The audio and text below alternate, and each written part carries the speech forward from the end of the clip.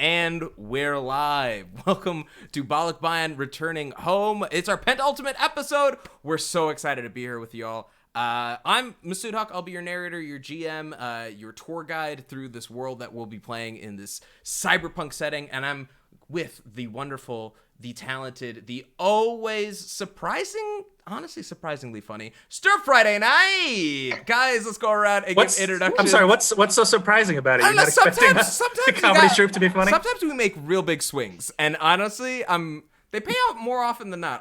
Our batting average, I would put it as 0.95, which that's good. Right. If we were in the major leagues, we'd be on every single team. But that aside. But we're not and we aren't. We're not and we're not. But let's get into the game. Before we do, let's do our introductions. Hi, Masood. Let's go around and introduce yourself, your character, and answer the hypothetical question of today. If you could choose anyone in the world to become friends with, who would you choose? And we're going to kick things off. Joan, take it away. Hi, everyone.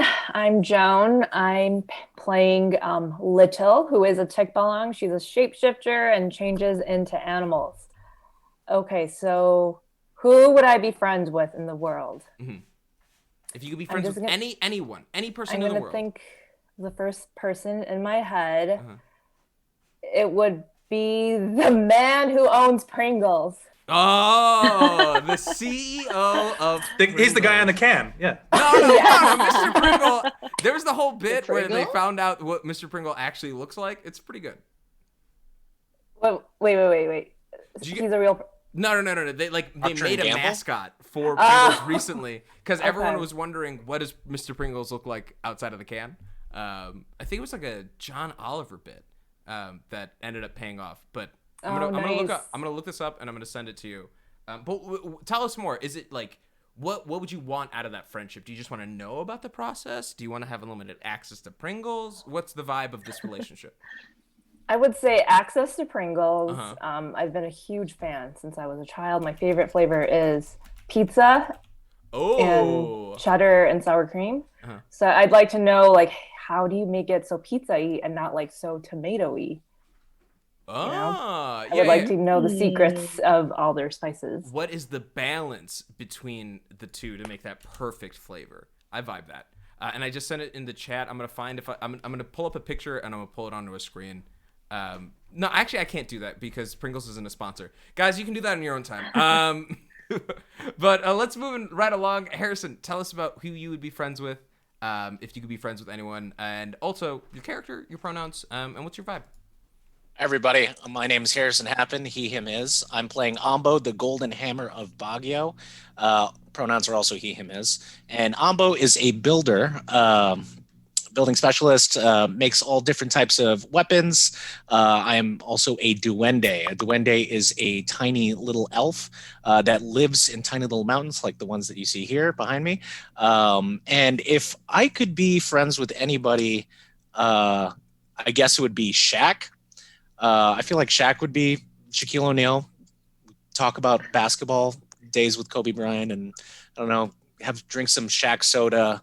Yeah, that'd be pretty. What would you talk him into making a Shazam 2? Because that's really what I've been waiting on my entire life. No, I think the first one was good enough. But we could get. But think about it. Think about it now. Like he could be like an out of the game genie who somehow winds back in, and then with the magic it could be like a Gemini Man thing. They could like CGI young Shaq versus like old Shaq. You know, because you said that, yes, absolutely. Yeah. I'll talk to him and I'll convince him about that. Perfect, thank you. This is what I want out of this relationship. Thank you. Shoot, tell us about you, your character, and who would you be friends with if you could be friends with anyone in the world. Hello, everyone. My name is Shu. My character is Luzan, pronounced she, hers. And Luzan is a Dewata, which is essentially an ancient elemental. She is comprised of the 4 different elements, so she's kind of like an avatar, so to speak. And that is actually one of her forms, as we call it, the Mecha Elemental. She was saved and released from her battery-like prison by the heiress Angel Moon, and so the 2 personalities fused, and now Luzan is one part indestructible killing machine and one part like just a normal girl, just like trying to do it all. I'm trying to think the person that I would be friends with. And I think that it would be Grant Ashtez because I have never been to Alinea. I have watched every single documentary about him. I think that he is like a really fascinating person. And I also think that because he's a chef, all of his friends are chefs, and I might be able to like sneak into tastings and just be like, yeah, I'm like, I know someone and I can eat here too. So that is my dream. No, but then you become the comedian at the parties of all the dinner parties. Like, oh, we can't have a dinner party and not invite Shu, right? Like, I like that. That's... Exactly. Yeah. And then I could sit there and just be like, so in terms of molecular gastronomy, what were you thinking when you did this? You know, really friend-like questions. For sure. That definitely he won't grow tired of. Oh, never. Moving right along, Asra, tell us about you, your character, your pronouns, and who would you be friends with if you could be friends with anybody in the world? Hi, yes, I'm Asra. My pronouns are she, her, hers. My character's name is Alien. Her pronouns are also she, her. Alien is an Aswang, which is like an umbrella term for like a dark, like spirit or like wow, I'm forgetting all of my words. Basically, like bad things that don't really exist, like vampires and stuff like that. Am I making sense? It's a catch-all for everything that goes bump in the night. Yes. So Alien specifically is like Alien from the movie Alien. She's an ex-soldier yet, so we're gonna keep running with this. We're still gonna run with this. She's an ex-soldier. Her true form is alien, but when she's not in alien form, she's a leather biker chick. And Shu, I was thinking along the same lines of you. If I could be friends with anyone, I want to be friends with Alton Brown because he'll make me good food and teach me about the good food, maybe through sketch. So that's a very specific way of teaching, but yes. Have you guys never watched Good Eats? Oh yeah, love Good Eats. When you do fun sketches every now and then. Yeah, but can I? Yeah, I don't want to break something to you. He's kind of a Republican. He's a Republican. No. Yeah. I had in the back of my mind there's probably something wrong with him. Okay, then. I don't know. Maybe you could convince him. Maybe you could. No, I'm not that person. He's probably never had like a Pakistani friend, so like that could just be. You think that's what it is? Yeah, I think that might just be it. You know. I don't know. B. Zelda also didn't know that he's a Republican, so that makes me feel better. Maybe it'd be reverse, and then you would like start leaning to the right and wearing bow ties all day. Yeah. Hey, don't besmirch bow ties, all right? I besmirch bow ties every day. No. How dare? I'll go put one on right now. I'll leave this. Oh my God, do it. No, don't feed my ego like that. Ben, let's just move on. We'll connect offline about bow ties. Yeah, I'll shout at you about it. Ben, tell us about yourself, your pronouns, your character, and who would you be friends with if you could be friends with anyone in the world?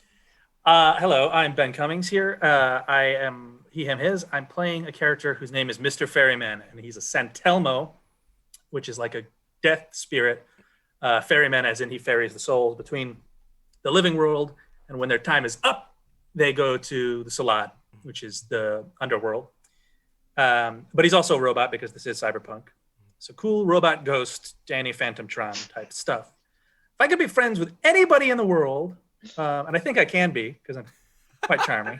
No, I'm kidding. I'm prickly and not fun to be around. I would, if I had to pick anybody in the world, I would probably pick Guillermo del Toro. I bet I get along with that dude. You ever seen like on like sometimes on TV shows they'll go to his house? He has like the second house in LA that is just called Bleak House, and it's like just for his weird like horror memorabilia. Hell yeah. And like giant like statues of Creature from the Black Lagoon and like Frankenstein and skeletons and Edgar Allan Poe and stuff like that. I am there. Yeah, so that would be sweet. And he seems like he's a bon vivant. Seems like he enjoys life. Talk about creepy crawlies and the heebie-jeebies. It'd be a fun time. Hell yeah. I feel like, would you, I hate to ask this, would you leverage your friendship to star in one of his films? Yeah, I want to play Fishman and Shape of Water too. Put me in the tank. Let me have love. We'll be sure to let Maureen know this exact quote from you. Listen, it's on screen. She knows the deal. Moving on. Let's go to Erica. Erica, tell us about yourself, your character, your pronouns, and who would you be friends with if you could be friends with anyone in the world? Okay, my name is Erica. My character's name is Izzy. Both of our pronouns are she, her. Izzy is a saint, which basically means that she was originally, when she was enslaved by the Corp, she was like tasked with performing religious rites with other groups, and she can talk to the little gods and confer with them. I just want to say before I answer this question that I really appreciate it, because I feel like sometimes it comes out as like, who would you have dinner with? And there are plenty of people that I would like to have dinner with, but I don't want to force them to have dinner with me, right? Like, I would love to have dinner with Beyonce, but I don't want to make Beyonce have dinner with me. Yeah, like this, like, you know what I mean? It's a Make-A-Wish sort of situation or something like that. Right. So I like that it's a friendship. Right. And I was going to name another chef, but I feel like that's kind of already been done. No. So I mean, I'll change my answer. Okay. No, you know what? I'm pivoting to a lion.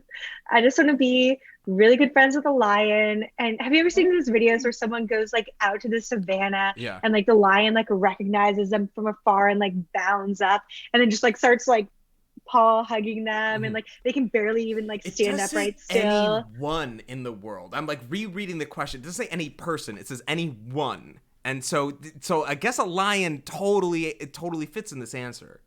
Technically, it's allowed. Technically, it's allowed, and that's, you know what we say, that's the best kind of right. But no. Bezo asks a good follow-up question. Any lion? Is there a specific type of lion? Is there like? I think like, just like,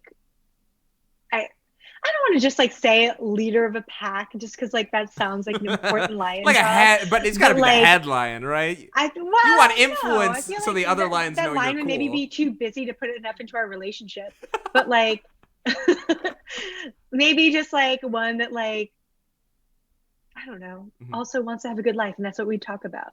Oh, I like that. That's really sweet. Hi, I'm Masood. My pronouns are he, him, but I'll be using an assortment of them as we play through our game, depending on the NPC that I'm coming across. If I could be friends with anyone in the world, I had to reread this because it didn't say alive or dead, which means I imagine it has to be current. And so so I'll say it in my head before I reread it. If I could be friends with anyone from any point in history, I've been really getting in. I feel like I'm going to be a big nerd right now, and I'm just warning you right now. I'm going to be a big nerd. I really want to be friends with this like group of writers that existed in Pakistan and India, like as partition was happening and living post it, and it was like particularly like Sadat Hassan Manto, who I found about from a Riz MC track, which is Dope Dig Sing, which is a short story I wrote. Anyways, but they just write really cool stuff, and they were like beatniks at this time when like a great shift was happening in this landscape. And I don't know, I just think that's really cool. I think it would be really fun to like also like, I don't know, it'd be fun to hang out with some like brown beatniks, dude. Like, I don't know how else to say it. Like 1950s, kind of vibes. Like we're all smoking cigarettes in like this like weird, like little like chai shop in Karachi. Just like talking about politics and the like making witticisms about what's going on. I think I found my heaven. I think that's my heaven. Yeah. I think I've gotten it. But sorry, I lived in that fantasy too long. I gotta rein it in. We're here to play a game. It's Balikbayan returning home. Sorry, like my eyes like really just like was transported. But yeah, we're gonna be playing this game, Balikbayan returning home, where our group of elementals are fighting back against this oppressive organization, the Corp, which is basically got control of the entire galaxy and our solar system, able to reign complete and utter dominance in this cyberpunk setting.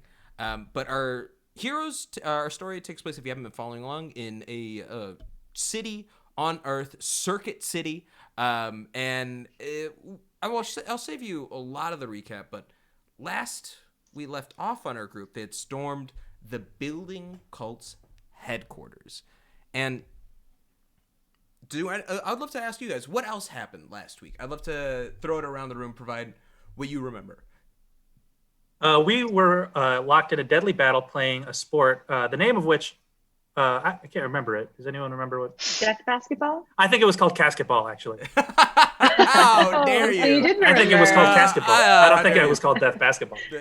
The rules of death basketball is you either win or you kill the other team. There's no caskets involved. There's 0 caskets in death basketball. Yeah, it could be called death and basketball because both happen. But it's Well. really it should be death or basketball, honestly, because that's the way the rules are. Well, you're still playing basketball till you die, so it's death and or basketball. Okay, you know what? And I appreciate this feedback. I was going to save it for a Google form, honestly, at the end of our sessions. But I'll be sure. In any case, You know I never respond to those. Yes, baskets and balls are part of the equipment, but so are the uniforms. So is your athleticism. Let's call it uniform athleticism. No. Okay, that's fair. If only the viewers knew how big this argument was even before we got on air, and how this has just been 2 weeks of discussing this. But so we dealt with this game to the death of basketball, and not the actual death of the sport, just death at basketball. And you all were sort of taken to the space because the building where the building cult is established, we said, has 30 floors. Each of them systematically pipe the information along from the bottom up. It's going as ideas are then finally approved by Marcus Estrada, the CEO and mayor of Circuit City. And as you guys made your way into the building, you encountered a bit of a Lord of the Flies situation occurring inside the actual space. I believe Erica Izzy had killed a god of business ethics, and it caused the collapse of capitalism and functionality within that specific building. We have yet to see how it plays out across the greater city. Yes. Unfortunately, teams are no longer families. There you go. And as you all made your way in, breaking your way up the floors, you made your way into a staircase and were able to sort of move your way along until you were pushed out into the gym and sort of athletic center of the building. Usually a recreational area, it had been transformed into a gauntlet of misery and pain for only the hardest working out members of the building cult. And when you arrived, that's when the game sort of ensued due to the ruling of Judas Windsor-Bottom, who through some corporate espionage from Alien, you all knew was the person who operated and existed on the 25th floor, right? The only floor below the Marcus Estrada Manor that sat on top of the building cult. Upon arriving at the battle, you guys encountered your friends, the valet, and Alien's brother, Alan, who had been captured and thrown into the mix of a match of death and basketball that you all then joined yourselves into. It was a heated battle, pushing you all to the edge of your athletic skills, and finally, at the end, you decided for a moment that you were going to try and win the game by playing basketball, but then realized it was much easier to kill the only person who wasn't fighting you. And that was the end. You gathered some information from the valet, Mr. Valet, that the Judas Windsor-Bottom's, through accessing his corpse and salvaging his wreckage, you can access the elevator system that can take you all up to his floor. And so with that bit of recap, I'd like to... Does anyone have any questions? Nope. Perfect. Then let's take us back in. We sort of have a nice fade in to our group standing above surrounded by heaps and piles of bodies that are either unconscious or dead or somewhere in between on this basketball court, and you all are huddled together. The valet has just stood up, pulled out a memory chip from the Judas Winterbottom's back of his skull, and plugs it into his wrist. You see his eyes flicker for a moment, where he goes, "Terrific. Okay, now I believe I've access. What are we waiting for?"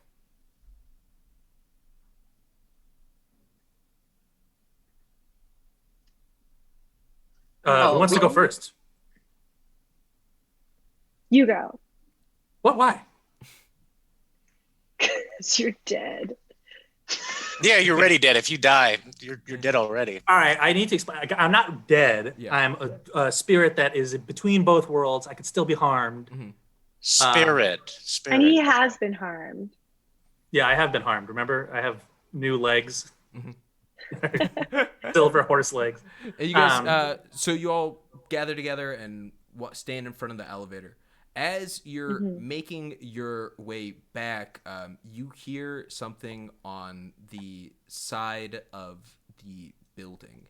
It's pounding, rhythmic, da-dum, da-dum, da-dum, and it gets louder and louder. And suddenly, with a crash of glass in front of you, lands Donkeytron with your good buddy Little Donkeytron! reuniting you all together. I hate Donkeytron. Yay! Little wasn't in the battle in the original assault on the building cult, had taken some time to learn and sort of connect with Donkeytron about what it means to be connected to being an animal while also being something artificial.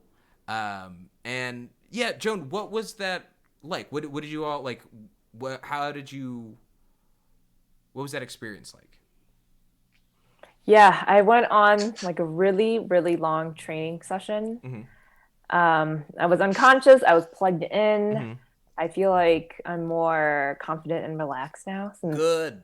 Do like, 3,000 more push-ups. It cut to a montage of you just like bucket of water going up like mountains. Yeah. Yeah, so I feel different compared to my past form on our prior battles. So I feel like, I don't know, I like evolved. And I'm going to say, like, through your time and your quote-unquote evolution, what you've gained is just a better control of your shape-shifting. It's the fact that if you needed to, you could only now do parts of you to shapeshift. You don't have to automatically go fully into one single form. If you wanted to have a panther paw while having a bat wing for whatever reason, you could. Cool. Yeah, that is cool. And so as you're telling the group, you're catching them up on your experience. Give us a little role play as you guys are reconnecting. Hey guys, I'm back. We missed you so much. You're my third best friend after Ambo and then Izzy. Listen, I'm just going to jog over to the locker room real quick and grab you two some uniforms. I'll be right back. Donkeytron can what? Yeah, Donkeytron, you're on come the team. back. Wow. I toss them uniforms and I go, suit up. Donkeytron tries to put the tank top on and it does not fit, and he just like rips it, and now it's just like a tube top around his chest. Honestly, it looks great on Donkeytron. Donkeytron feels light and breezy. So this is a friend of yours? You see the valet look at you guys, pointing to the robot monkey. He is my fourth best friend. Wonderful. Okay, can we get the ranking real quick, Luzon? Yeah. Can we please get You're the ranking? Because first. I'm curious. To be honest, I don't know. I don't know if it's further. that important right now. I mean, Sorry. I mean, Yeah, sorry. no, if it's important, She for you keeps guys, bringing it up. I mean, She keeps bringing it up. don't- yeah. Why are you trying to distract us, Ambo? We're here to kill your brother. You're not having second thoughts, are you? I don't want to see him, okay? Okay, fine, you got me. I don't want to see him. I don't want to kill him. Can we just... I could just wait down here with the rest of the mob while you all go up. I don't need to talk to him. Riddle me this, Ambo. Is someone being a big baby? Alan's like, Is it sounds you, like Ambo? someone's being a big baby. And I turn around and I do this. Combo. Hey, bud. I don't know what your relationship is like with your sibling, but me and Alien, we have our ups and downs. We've had our fights in the past. And if you think murdering your brother is the only way to solve this conflict, well, maybe that's just the way it has to be. Yeah, I can totally understand why you would want to do that, having a sibling myself, you know. Do you ever want to kill each other?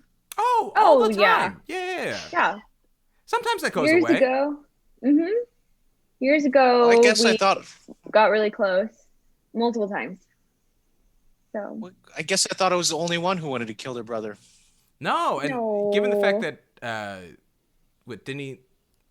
Is this the one whose like whole identity was stolen away from them and like I could hear you. Yes. Oh that was absolutely me. Oh, okay. that's totally that's totally worth murdering someone for. Okay, fine. Let's do it. How do we get up there? Valet goes, we step into the elevator. Won't that be obvious? Won't he know we're coming? He'll hear the beeping. should we put Ambo up the tube? Oh yeah, we should put Ambo up the tube. Oh, do you want to set him? We could do that. We could stop on the 25th floor and just send you up as preliminary scout, and then, I mean, I wonder how you could take the tube down. Well, I did bring a bunch of lubrication with me. Why don't we tie a string around you and you pull twice? I made it out of Diddytron. Remember Diddytron? Remember? You mean yeah. the out of Diddy Donkey Kong's best friend. Yes. Yes, and I'll turn you Donkeytron into lube too if you don't. He's a lubomancer. I'm sorry. Yeah, send me up there. Donkey Kong taps and says, "It is okay. Donkeytron has learned about iceberg emotions, and oftentimes anger on the top is just a covering for shame. It's okay to feel shame, Ambo. That is only human." Wow, Donkeytron also, is smart. I could crush you between two fingers. Don't even try, you little punk. I built you, okay? I designed you. No, I didn't build it. I designed you. Fine, right. Whatever. Donkeytron, you could stay. Fine, great. All right, send me up the tube. Lube me up. All right. Well, you ready to face your brother alone? No, aren't you all coming with me? Yeah, but you're gonna get up there first. You're gonna be there for a minute, probably. As long as we lube you up just right. Yeah. Wait. You'll be there. Which we will. If there's some emotional things that you just need to like talk to your brother about and get it out in the air, we'll totally understand, and then we can come in after. Yeah, let's be your best friend. Sorry. No, what were you going to say, Ben? I was going to say to the viewers at home who weren't with us last week, there are pneumatic tubes running throughout the building that are used to send packages. So that's the tubes we're talking about, putting our little lubed up friend on. No. Make them watch the videos. They have to go back on YouTube to get context. Right now, just a promise. Never mind. There's no tubes, and talked about for 3 episodes, 2 episodes. Okay, fine. I will face my brother. I'll talk to him, and then please, all of you will be right behind me, right? If it helps you when talking to your brother, it's good to use I statements and try not to place too much blame. Don't say what you doing this, blah, blah, blah. Talk about how it makes you feel specifically. And that's how Alan and I get along now. But don't forget, we're here to kill him. Oh, yeah. Maybe don't do that then. Got it. Okay. Sure. All right. I think I'm ready. All right, let's lube you up, little friend. So you guys take the time in the elevator to lube up Ambo as you get off on the 25th floor. You see Judas Windsor-Bottom's office as we open the elevator doors, peering out. It's pristine condition. Everything is immaculately in place. It seems no one made could have made it up this far. Whatever happened below did not reach, at least yet, the 25th floor. And as you're walking around looking at this truly an office that takes up the entire floor, you're walking around, you see the way that the actual doors open up in the center of it, you pull out, and it's just glass all the way around so you can see the entire view of Circuit City from this angle. And you look out and gaze, you can almost make out the center of the right leading into the underbelly, the acid pit. But it's so far and high up now, it's hard to distinguish. And so as you all make your way around and you see this a long wooden desk, for conferences, multiple sort of rooms set up. It's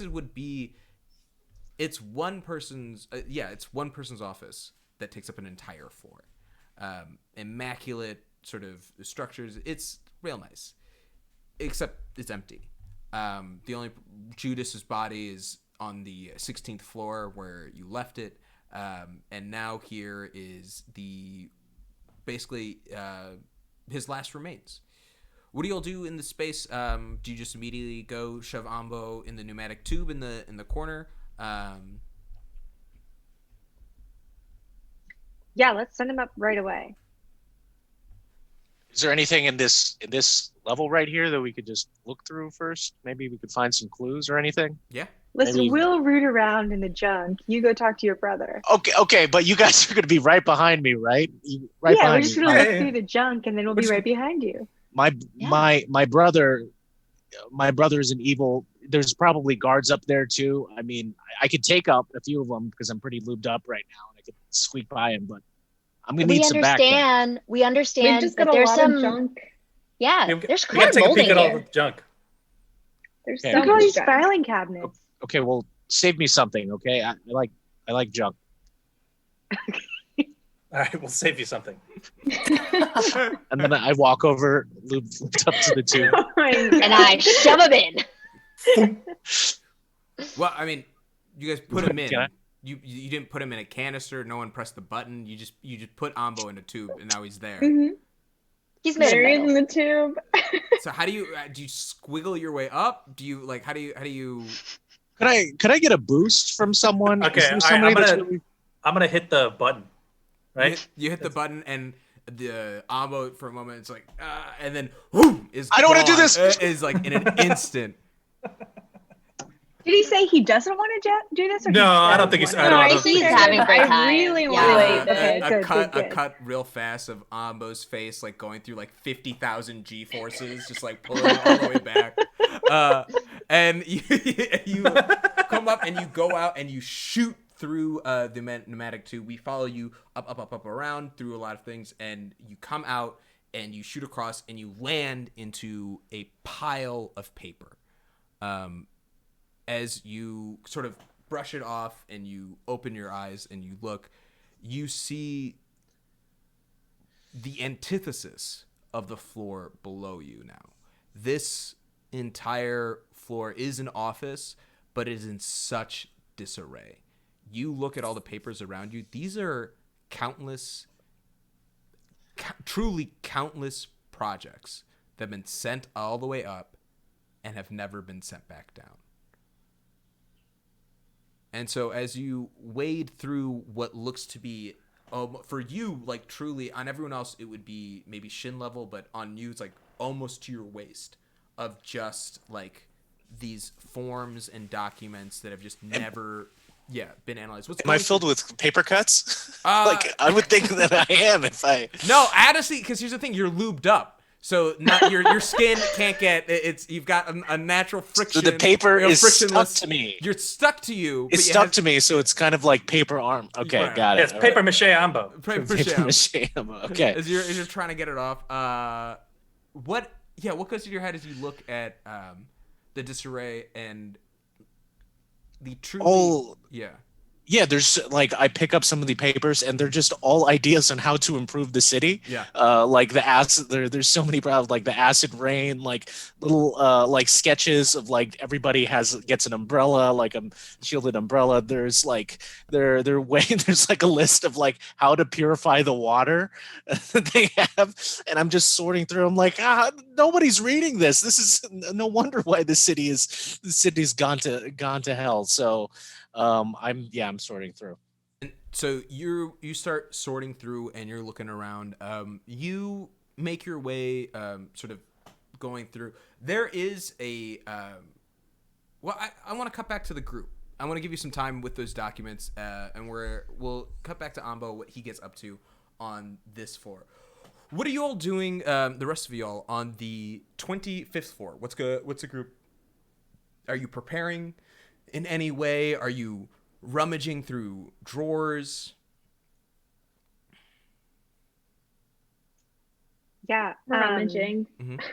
rummaging around. I'm like testing all the doors, see what opens, and I open one of them, and it's the room where they keep all their corporate swag. There's like mugs, there's desk calendars, there's little USB drives. You've got so many mouse pads that are like totally unnecessary. Like they've been like just holding on to these for truly millennia at this point, with like the building core logo on them. Yeah. I get a few of the notebooks and just put them in my pocket just to have. Nice. It's good. It's good quality paper. What does everyone else sort of look and get into on this floor? I want to do a neutral move and use my ghost powers to search for signs of the death and dying. I want to find out some secrets about who's been killed on this floor. Ooh, okay. Ooh. I want to find out the dirty deets. What do you? I'm gonna ask you this because it's a game of cooperative storytelling. Tell me about you. What dirty deets do you initially uncover? Has there been a murder in this room? Has it been only a place of corporate espionage? I'm gonna tell you right now a little known fact. Just in this moment, what's it called? Judas Winterbottom, asexual. So there was no sexual assault or any sort of cases like that occurred within this office. So you're not going to find any harassment of that kind. Honestly, he had no interest. He had other ways of abusing his power.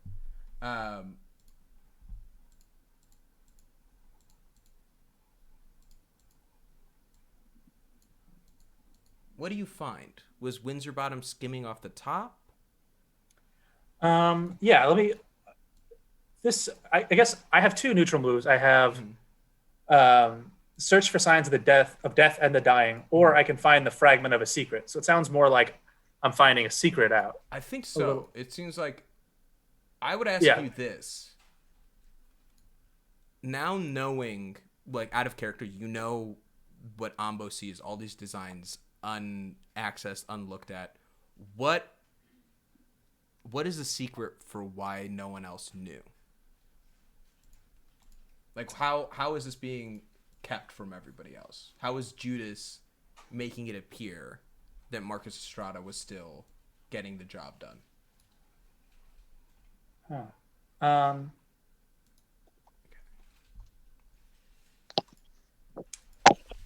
don't know. Marcus Estrada is elusive a lot of the time, right?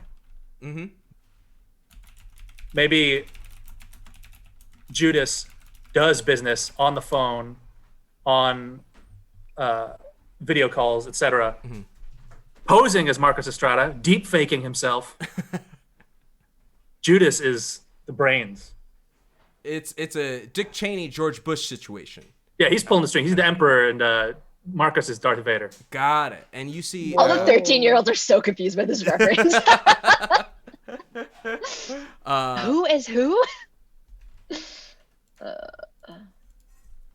It's a bummer the overlay's back, by the way. I was excited to be Erica. I know. I was on it, but I appreciate you guys enjoying that little bit of... what is it, Freaky Friday that you experienced there? Yeah, I always wanted to be Joan. I think she has great hair. Yeah. And so you Ben, as your Mr. Ferriman's looking through, kind of settling into the history, you see the moment Judas Winterbottom. It's been like a week, and none of the designs that he's sent up have been sent back. You're walking through this memory of his as you're looking at him, sort of trying to ponder. And as he sends up messages to the 26th floor, trying to get communication or something back, he always hears back from Marcus. Marcus replies directly to him and says, all's fine, just nothing of value or importance has been brought up yet. That's why no other things have been created. Nothing has been deemed worthy, in his opinion. And so Judas realizes, well, if that's the case and that's the only thing that Marcus now cares about is whatever's this next great creation, whatever's the next truly great thing, something that he hasn't truly ever seen or witnessed before, then this leaves a vacuum that Judas can then slip into. This really is a Dick Cheney Bush situation. Wow, I'm really impressed, Masood. We're teaching the 15-year-olds. You see Judas really settle in on the idea that, well, if I'll just make all the decisions then. I'll just make all the choices. I'll say it comes from him because it won't matter. And then I'll be in power. And Judas sort of like leans into this. Judas is now dead. You guys killed him. And this is his life story.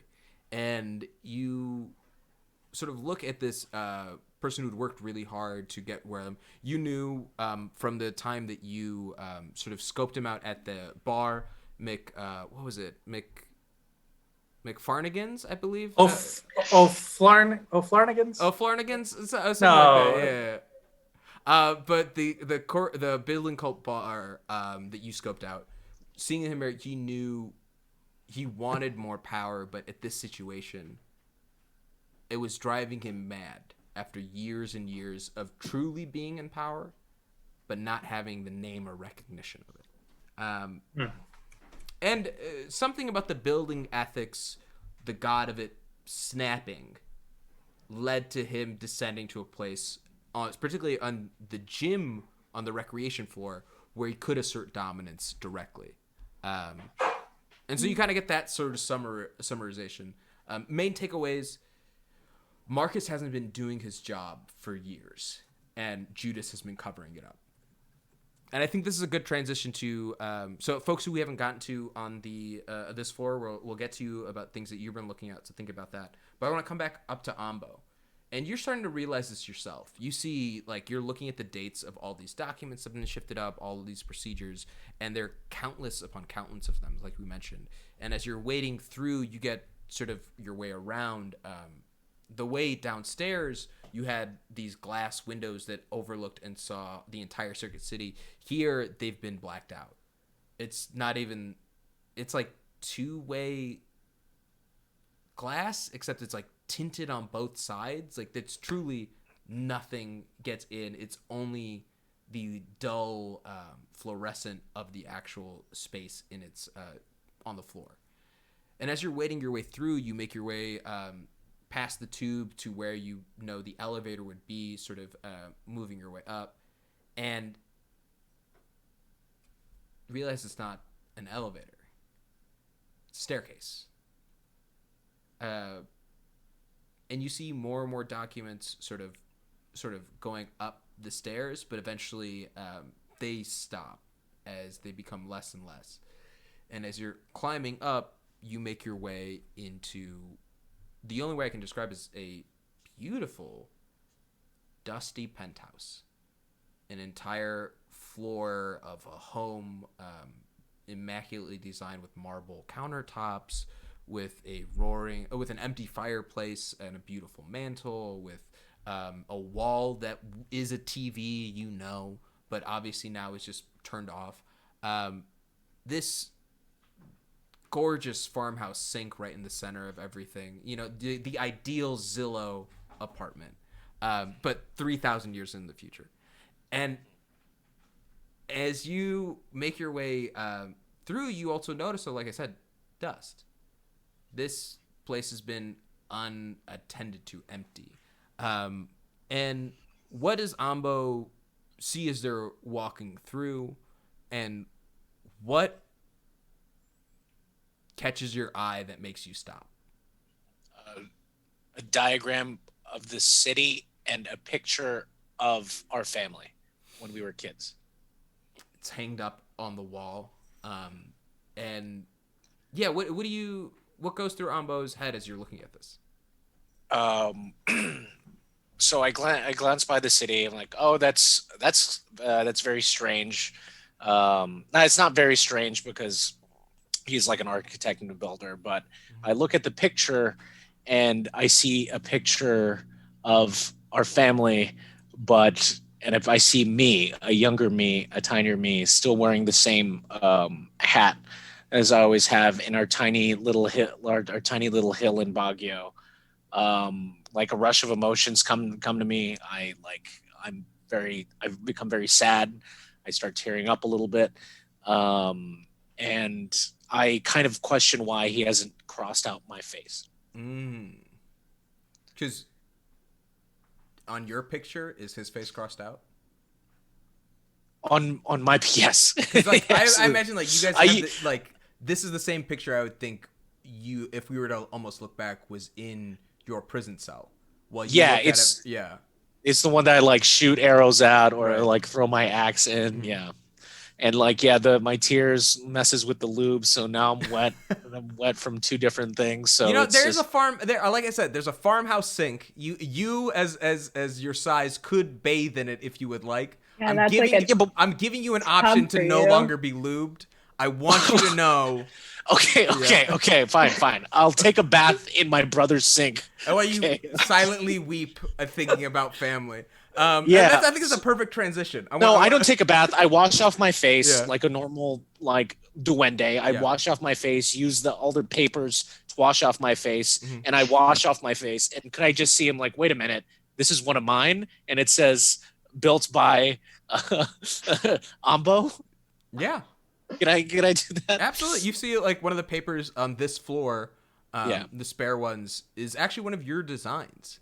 It's one of your earlier ones. It's nothing fancy. It's nothing crazy. It's not a revolutionary new infrastructure system, a new way to construct concrete scaffolding that is like twice as effective.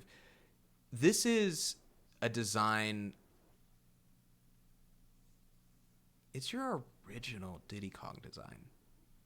It's the very first one you ever made. It's the one that you showed to Marcus to get his feedback on way back when building things wasn't about purpose and like what can it serve, but just the joy of building and the purpose of building.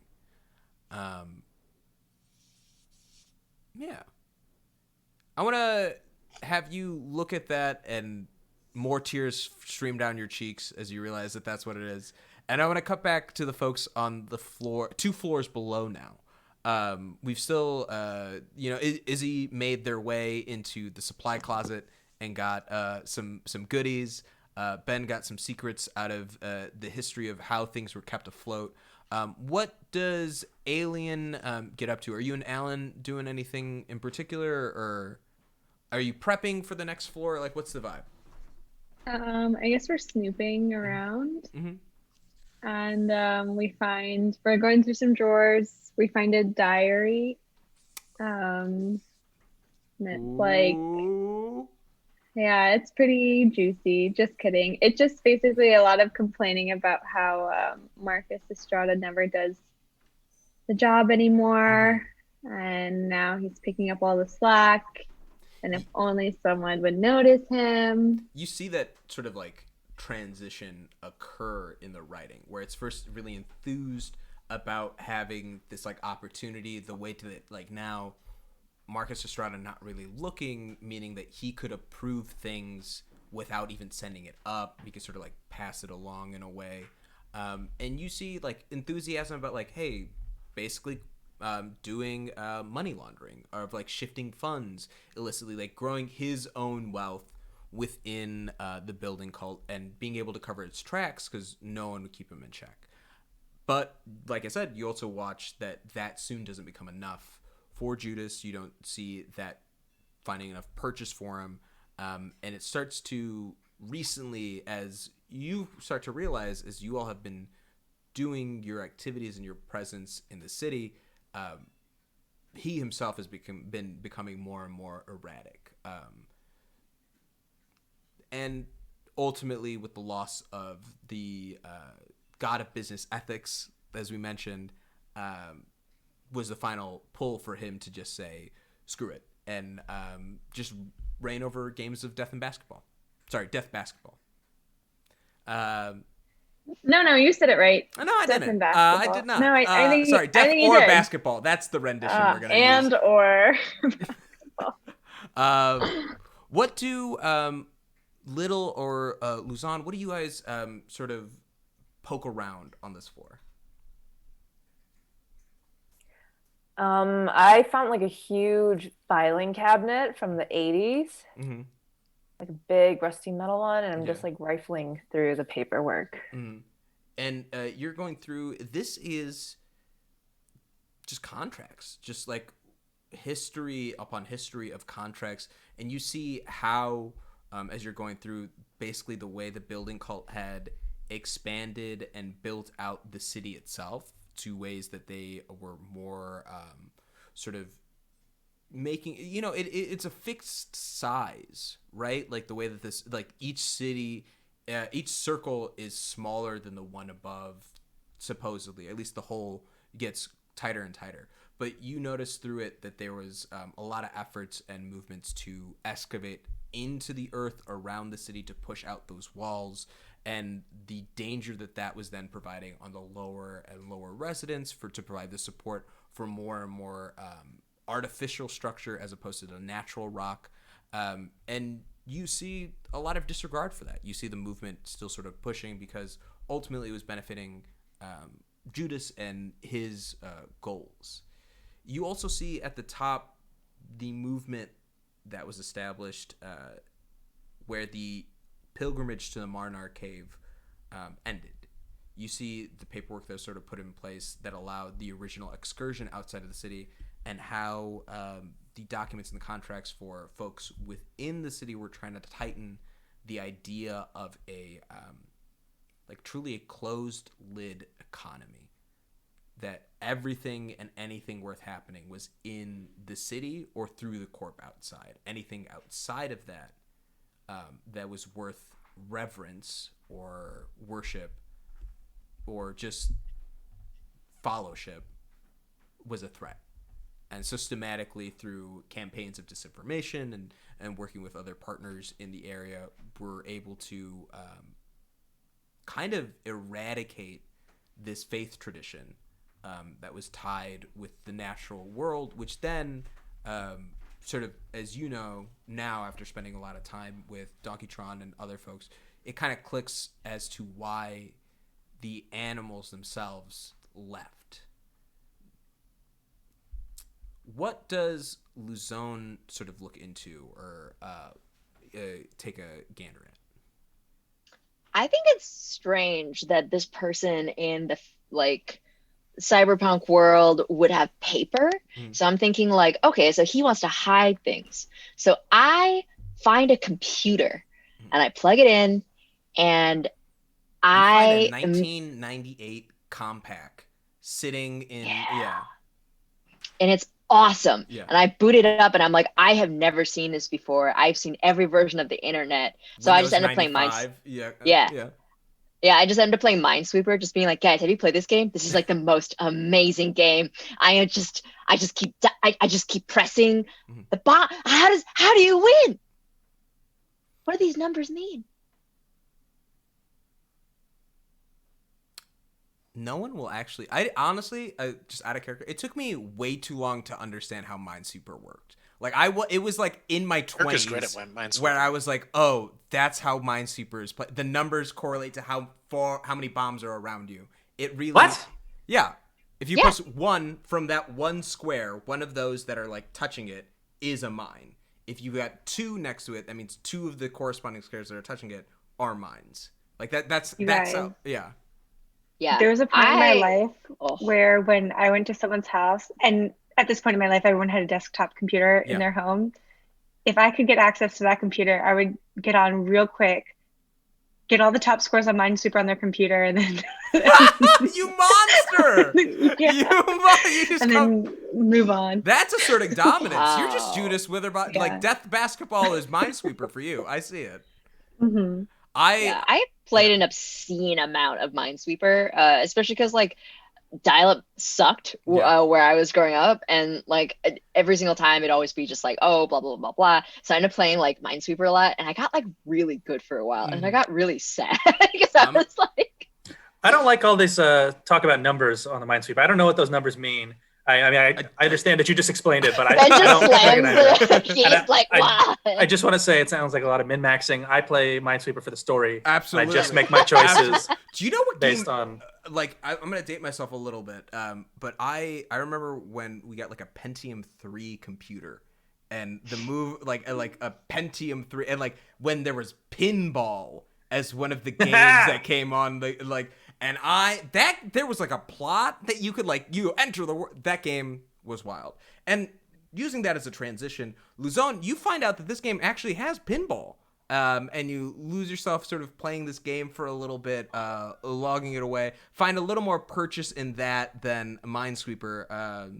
But somehow when you're playing, you tilt the game, the screen shifts, and as the game tilts, a bunch of error messages pop up on the screen repeatedly over and over and over and over again, until eventually the screen is covered with them. Blacks out, you get a blue screen that flashes twice, and now it's simply a black screen with a green dot, colon, and an underscore that's blinking. I hate DOS commands. Fine, I'm gonna fire this up. And I just sit there and type like, try to get root access. And what do you type? What do you say? Are you going straight code? Are you like just writing like I'm gonna see who's in there and just be like, how do I fix this back up? I really want to play that game again. Minesweeper is so good. And as you're doing, you type in a command in the phrase like search or sort of recovery, and you press enter, and the line is now there. And then you try it again, and the line's now there. You don't really see any response. As you're looking and at this computer, you eventually look back and see WHO space ARE space YOU question mark. I type in I name myself name equals Luzon. Hello. Okay. Name equals Luzon. Hello to you too.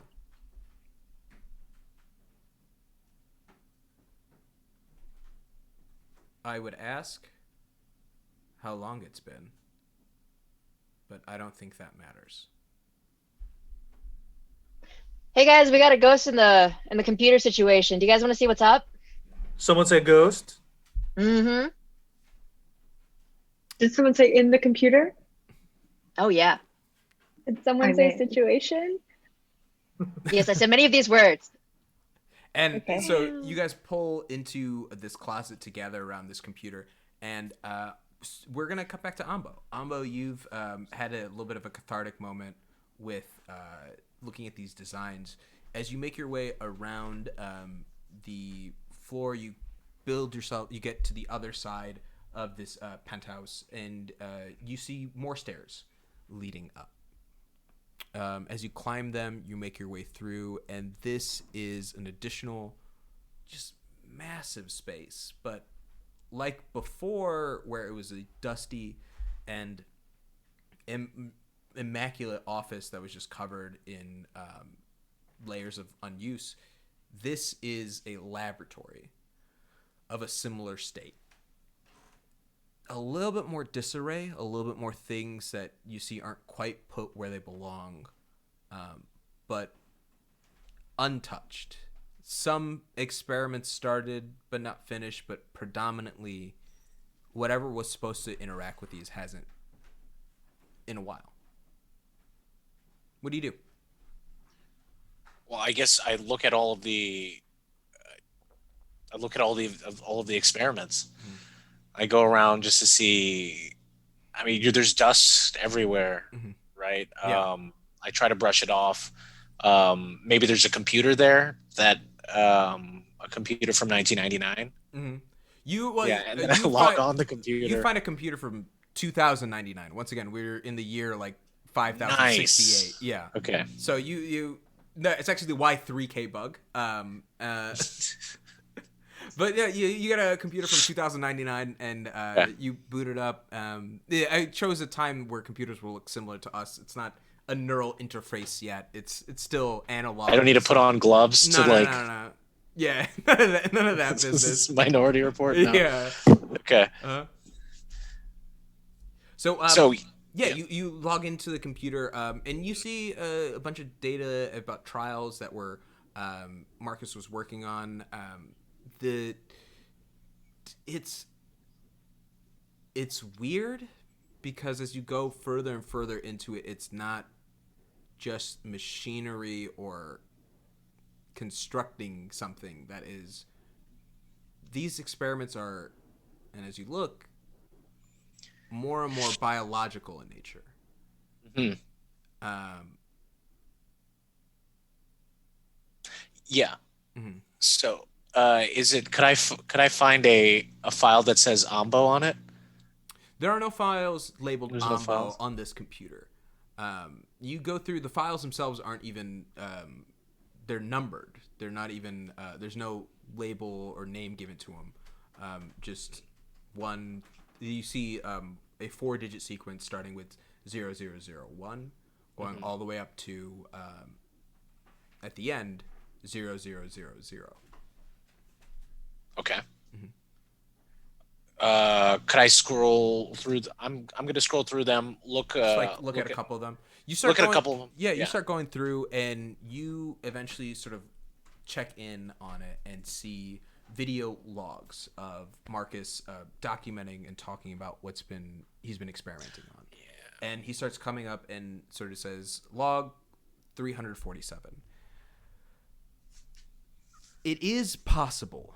I know it is, but at any moment where I get close, it's just out of grasp. Something is not there.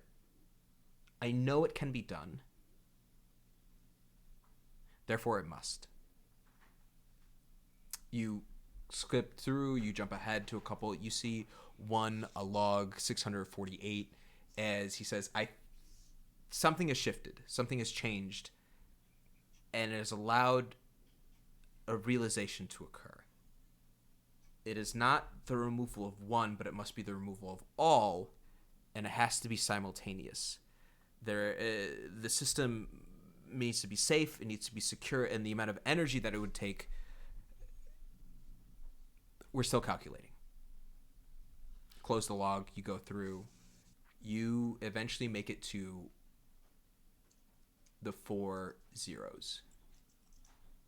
And you look at this one, and the video pops up, and you don't recognize Marcus because what's standing in front of you is a humanoid form wrapped in gauze bandage. You barely can make out where the eyes are, but as you look at them, you see them bloodshot, and not even like veins, like actually blood red.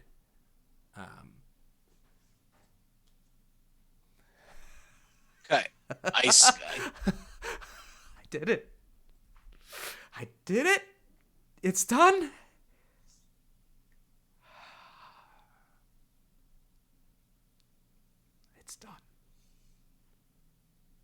and it closes.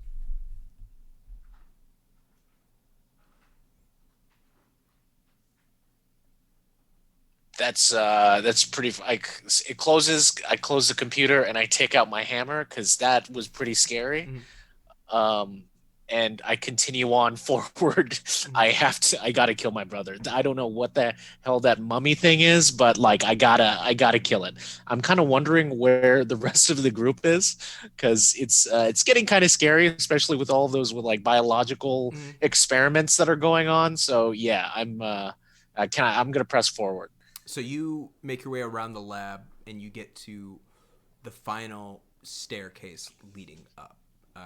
And as you begin to climb stairs. Yeah, I mean he has a penthouse. The last floor is 2, so just giving that away. You make your way to the 39th and 40th, the 29th and 40th floor combined, and you make your way up. And we see you climb up the stairs into darkness, hammer in hand. Let's cut back to the rest of the group. You're now around this computer that Luzon found. What does the conversation look like? I mean, it was talking to me just a second ago. It was like a real ghost in the situation. I know that. And I'm like trying to like type in to just be like, say something again. Just say sup. Okay, I'm gonna play cool. Sup. Ask age, sex, and location. Yes. Okay. How old are you? Where are you located? No, ASL. Oh. Okay. ASL.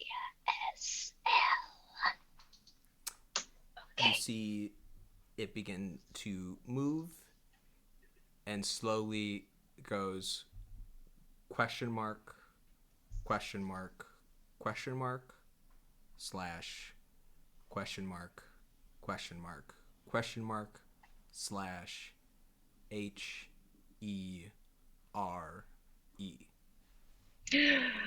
Oh, I want to search for signs of death and the dying. Is this a ghost? You go ahead. Search for death and the dying. Eyes roll up back into my head. I connect with the realm of spirits. I want to know if this is a ghost. Is this a Ouija board?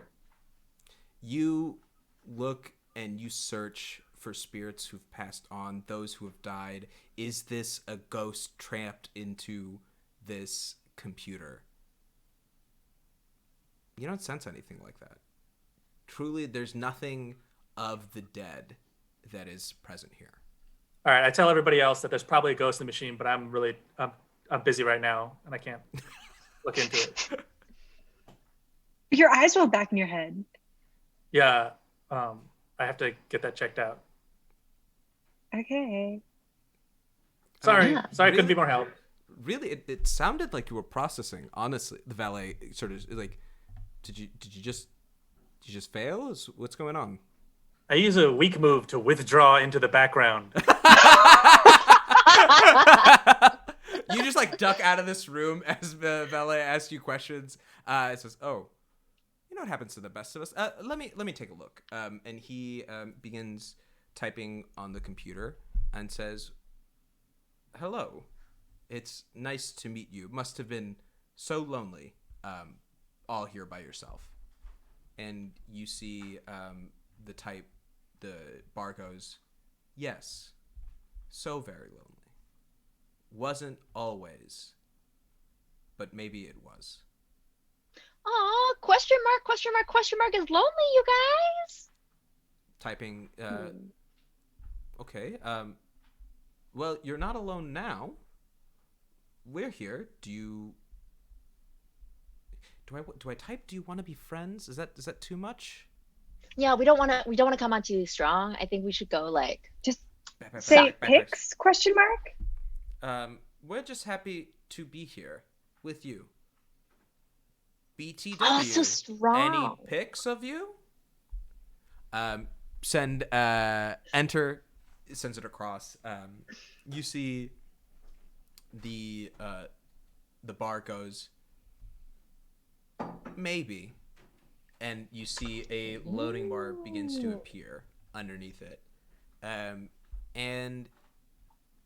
in it you see a picture pop up.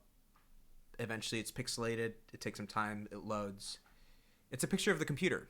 Someone took a picture of the computer and uploaded it to this computer, and now there's a picture of the exact computer that it's displaying to you. And you see the typing goes, "That's me now." Aww. Can you control the elevators and other things in the building?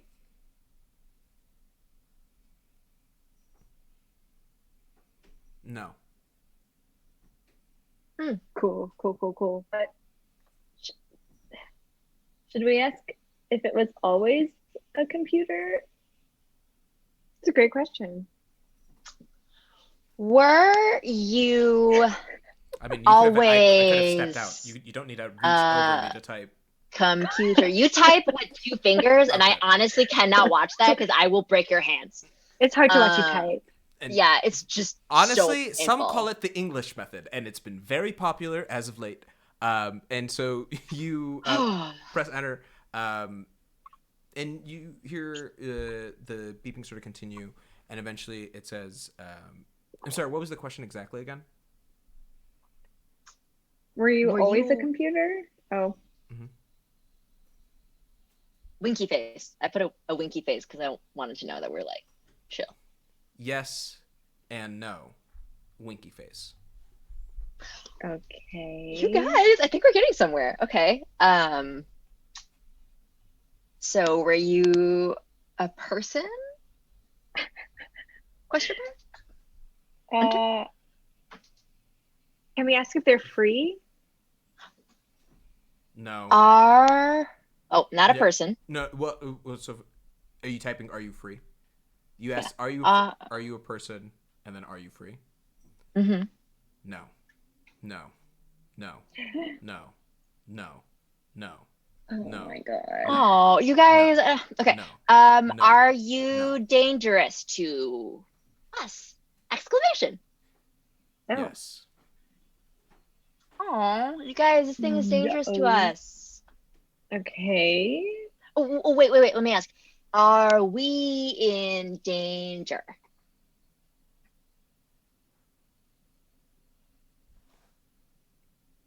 I guess depends on your definition of danger. I mean, what is reality really, if not a constant state of danger that we're all muddling our way through? Donkey Tron goes, "Oh God, now he's a prophet." Okay, terrific.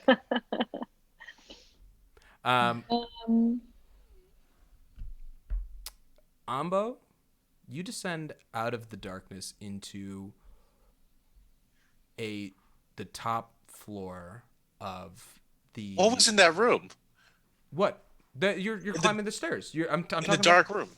That's what I was saying. You were climbing the stairs up into. Can I use my hammer as a flashlight? Yeah, absolutely. You shine a light as you push your way up through the darkness, and you enter into a space with a 20-foot high ceiling, a glass that is still blacked out except for a few that gaze out into the city. There's 4 on each side, and as you walk up, you look at the edge of the building on this floor, and you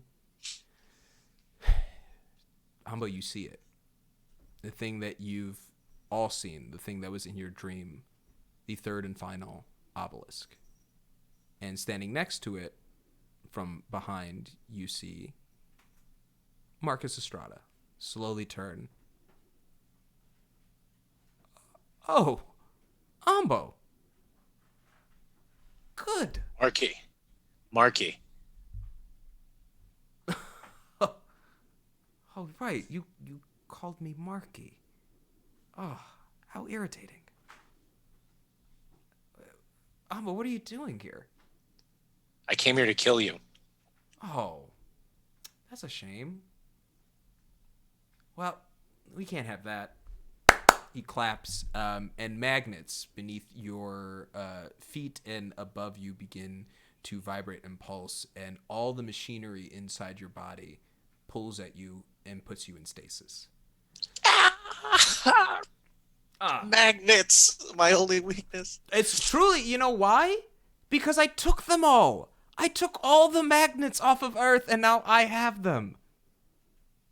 They're honestly what started me on this journey. You have time. You're not going anywhere. I'm going to monologue for a bit, so just enjoy it. No, please, hold on. How did you take all of the magnets? There's a lot of magnets in the world. How did you take all of them? He probably got one big magnet, and then they all well, no. You know Gauss's law and the way the magnet. field of magnetic attraction works. And eventually it was just about changing the polarity around, and he goes on this long tangent that somehow some person out there who wants to be a sci-fi writer can verify my claims. He was able to grab, particularly, the gist of it is all the metals that were naturally magnetic, that had inherent magnetism to them, he harvested.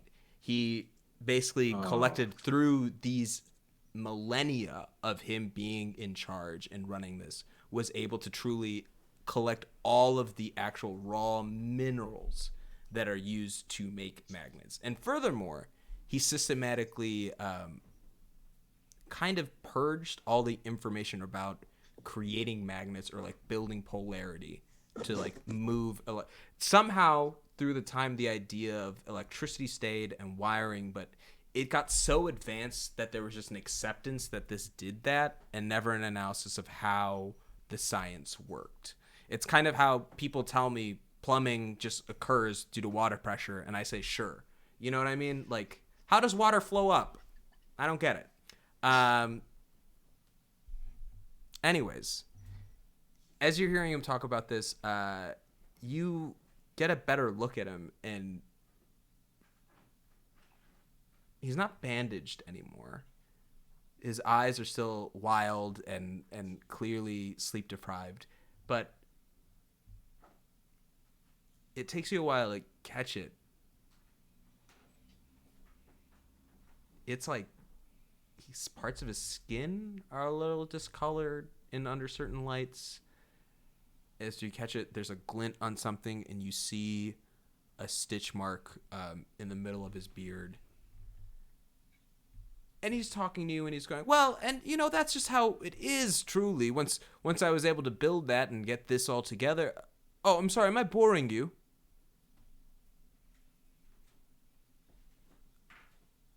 It's fine. You'll be bored for much longer, and I'll have enjoyment out of it. And do you want to watch me rule forever now? No, no. Let me out of this thing, and don't you dare try and tickle my tummy, okay? Oh, wait. Why would I tickle your tummy? You used to tickle my tummy all the time as a kid.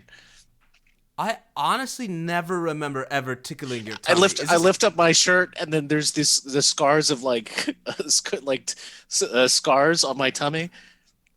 Why? Honestly, I don't even remember doing that. That's so weird. You did weird. this. That's super weird. Is that just what you're? And you have this argument back and forth, where and you look at him. He does not. You recall distinctly this dude torturing you for hours as a child. He does not recall it whatsoever. You guys come back to this computer as you're looking at it. Mr. Ferryman's outside, embarrassed by his lack of connection. And you see the Valley goes, okay, looks at his watch. My God, your buddy's been gone quite a while. Should we just get up there? Is this really that important? Can we just unplug the computer before we go? It's giving the creeps that it told us we're in trouble. Can we take it with us and talk to it later? Yeah, let's do that. You guys shut down the computer and pack it up with you and go into the elevator. As you pull up onto the floor, the doors open, and you all see what Ambo saw. Entire place just covered with diagrams and great secondary acting. Just wonderful, like, actual, just disarray of these documents not getting completed. And you systematically pull your way up through the floor, walking up the stairs to the next floor where you see the space and this penthouse that's unused. You see the sink is still a little wet. You see it's a little slippery as you go by, and you check and realize that was lube on the floor. And you all sort of see the portrait of Ambo with his family.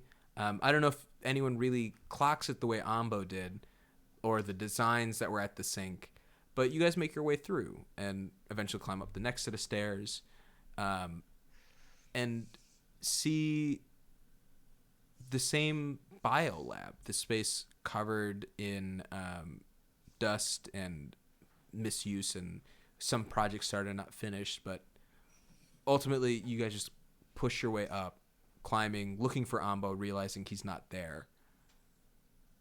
And as you pull up to the top, you guys walk up, you see Ambo suspended in the middle of the air talking to Marcus. And no, I wouldn't tickle your tummy. This is not a thing that I would do.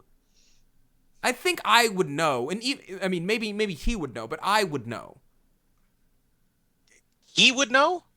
What are these? Are these your friends? Go, run. He has magnets. No. Run. He claps again. Run. The magnets activate near you all, and everyone is pulled up, suspended in air, including Donkeytron, including Alien, including the valet. Oh, this was your force. Wonderful. Terrific. How pitiful, truly. Couldn't do it on your own, Ambo? Had to resort to extra help. They're not extra help. They're my friends. Nah, that's a lie. You're terrible. Nobody likes you.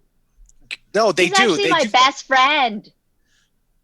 He's okay. He ranks above us, the rest of us, on her list. You let him go and put him into my baby Bjorn. All right. You clearly have got an eclectic crew of individuals, so varied. And wait, are you all different elements? How did you get out of? Oh, you know, I should be more surprised if I hadn't seen this coming. Snaps his fingers, and rising from beneath the floor on a slab is Triton. Disassembled. Apart. Oh. Yes.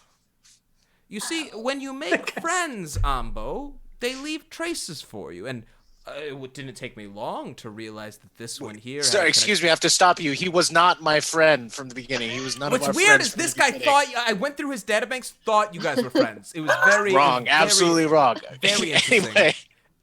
And as he's going through and talking about it, so really it was very easy to understand where Alien and Izzy and Little and Mr. Ferryman, all of you and your actions just hold up in that manner and that disarray. I was surprised you were able to get out. You know, you escaped my men coming to kill you, which kudos, well done. But then, of course, I realized it was because of a rat who, thankfully, we caught them.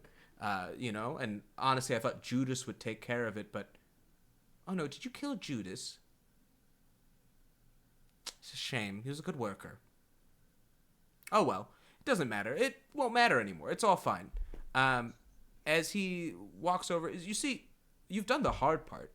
You already had activated the other two, and now with the last one, with the magic about to come back and the reemergence of the natural world, all of these things that Triton said was your journey, it made me realize that if you do it right, instead of releasing all magic back, you could control its flow. I could be the magic utility. I could be the determinant of who gets this access, of who has these powers. Imagine if you could suddenly become an elemental and all it cost you was a little bit of coin. Are you trying to be like the middleman of magic? No, I'm trying to be the monopoly man of magic. And honestly, it doesn't matter because. But people hate elementals. They lock elementals up. They kill elementals. Why would you want to sell elementals? The Corp wouldn't allow that. Oh, no, the Corp would allow it. The few of us who aren't elementals, those of us who don't have these abilities, would finally get to be able to do it. And think about the combinations. Imagine forcing an aswang to be fused with a tikbalang. Imagine the raw. Think about what we could create, and honestly, what we could produce. The natural man. That's You're messed up. sick. Yeah. Oh, well. I like your enthusiasm, but I think it's a little misplaced. I appreciate the feedback, and honestly, we were beta testing quite a lot of these. But ultimately, I don't care what you think. You're all gonna die anyways. And he presses a button, and you guys feel your eyesight go blank. From the outside, we watch as your bodies collapse to the ground, crumpling, lifeless. We're going to go to break. We're going to come back. We're going to talk about what's going on and what's moving forward. And if this truly is the last we'll see of our heroes, this time on Balikbayan Returning Home. No, I'm kidding. We got an hour and a half left. There's a lot more content. I wouldn't do you like that. We're going to be right back. Stick around. We got 10 minutes. We'll be right back in a moment. See y'all soon. And we're back. Hey guys, welcome back to Balikbayan Returning Home. Last we left off, our party died. Ugh, it was a total party wipe. It happened. I had to do it to him. I'm sorry. I am that GM. But thankfully, as we know, as we're aware in this world, death is not the only plane of existence. And as we have traveled previously, our party is now going to Sulat, the afterlife. And I want to hear from you all. What does your place in Sulat look like? And I would like to go about, anyone can sort of start. But first I just want to or we can even collectively talk about it together. Yeah, what is your position? Where are you in this afterlife, and what are you doing there? I think I should start because you and I, in this game, when you're a San Telmo, one of the things it says here is to co-create with your GM the rules of the dead and what Sulat is like. And since we've been here before, it's like it seems to me it's like a bunch of realms tailored to how you lived your life. So I think I like trying to go off that. It feels like a little bit of self-reflection, and oftentimes for those who think they need to be punished for something. Right, because we had gone to a realm of Sulad for gluttonous people that was a giant empty cafeteria. So that kind of thing. That being said, because my character is a San Telmo, a spirit of the dead and a ghost, sort of, I think that he wakes up in Sulad, not in any realm, but trapped in the nether of where the souls are supposed to be traveling from the living world to Sulad, but I'm just trapped in this void. And I think that's a good place to sort of analyze. While everyone else is whisked away to their location, their presence, you, as a Sant Elmo, almost where you are and are able to stop maybe the position, or maybe this is where you realize you're gonna be when you die. Like, you won't actually have a place. You'll just be an in-betweener. But as of now, I'd imagine it sort of, in my head, almost looking like a solar system that you are larger in presence in. Yes, and I'm in my true form now. What does that look like? Which is a floating skull covered in barnacles and coral and stuff like that. I think I have an eye patch too. You're just a skull. There's nothing else. It's just a skull. I love it. And so Mr. Ferryman's got his eye patch on. Do you have a tricorner hat? What's the vibe? I think that's a little much. Yeah, that's fair. Yeah. Just barnacles. Like they're like kind of growing off like different parts of the skull. I like that. Yeah. Big fan of the Gore Verbinski Pirates of the Caribbean films. So take that as inspiration for folks at home who are building this mind theater. And as you see, we sort of pan out and realize that this is Mr. Ferryman. It's difficult because previously we iconically is the fact that you have no eyelids, but here you have no eyelids and no eyes because you were just a skull. And so as your teeth are chattering around, you begin to zoom off, seeking your party or just seeking someone in this solar system of the dead. Let's I'm gonna ask Izzy, what is your realm look like? Can I ask a clarifying question? Yeah. Is this realm of the dead like purely a hellscape, or is it possible to have reached like a heavenly sphere? Ben, you're muted. Yeah, I think so for sure. No, I wasn't muted. I was just not talking. Sorry. Yeah, I think it doesn't have to be every one of them is like a punishment place. Some people can find a happy realm. Yeah. I think for me, the way I envisioned it is playing a little bit into that trope. It's whatever you think your afterlife should be. So if it is a place of punishment, that's the fantasy you think is reality. Or if you, whatever you're sort of me imagining, having that, take it back to that moment, me getting misty eyed thinking about having chai and cigarettes with these beatnik philosophers. You know what I mean? Like that. Well, yeah. I feel like if I'm being like honest to like Izzy's character arc, she has literally just killed a little god, right? Which are the beings that she sort of like works with and I don't know, protects in some sense. So it makes sense that she might be in like some sort of like hell landing place. Because she basically went against her own code of ethics to get a token for later, right? So maybe she's in a place where it's like all the souls she was trying to help get to heaven, but like didn't make it, and sort of like the ones she feels like pretty guilty about. And she's sort of like confronted with the idea that maybe she is not a saint in the sense of like the lowercase s. I realized I muted myself. I think that's interesting because in your presence, you've been operating and existing and interacting with these little gods. You've been bartering with them. You've been calling upon them. But I think it's worth noting that all of those relationships have not really been in worship or in servitude, but by remembering them and calling upon them and asking something of them, you've sort of made them real and brought them back to reality.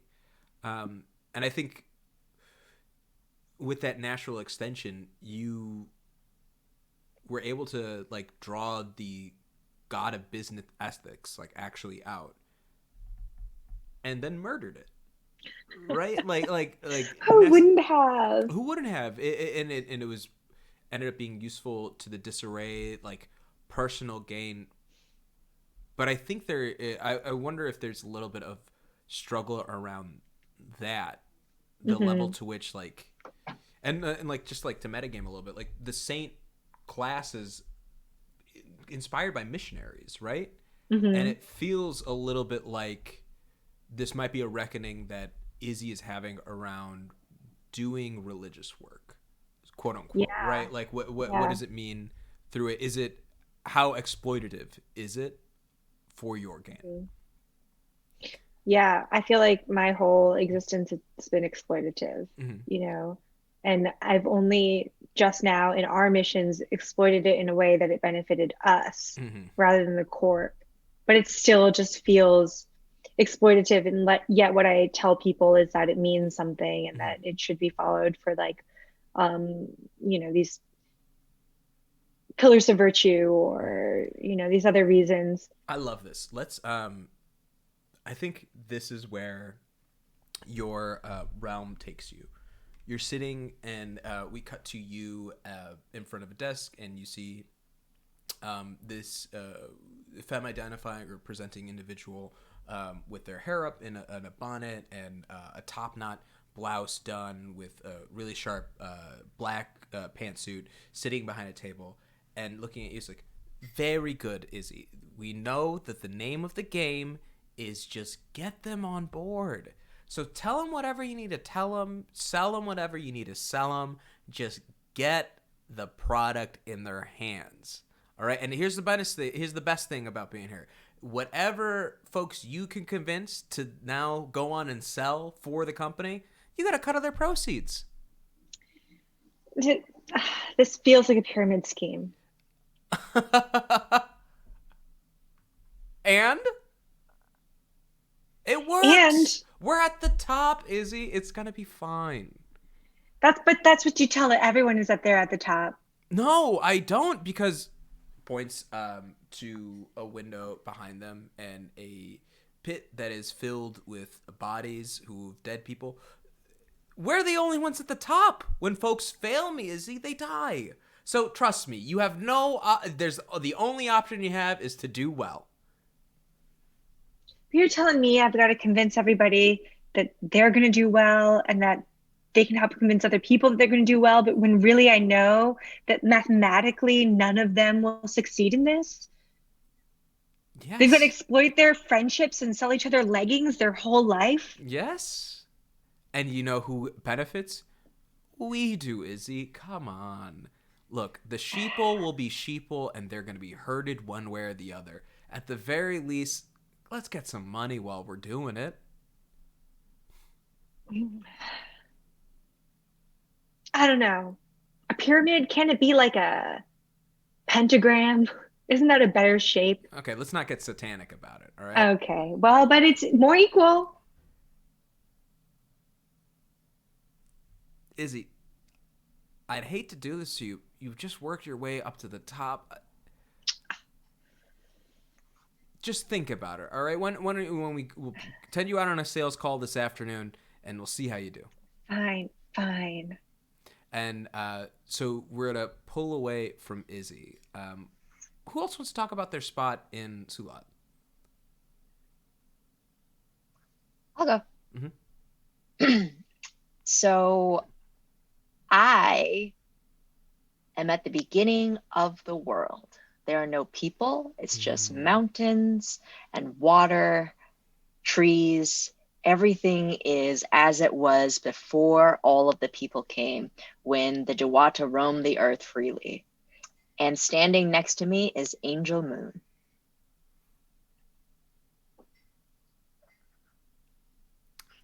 Wow. I mean, there's like nothing to do, but it's beautiful.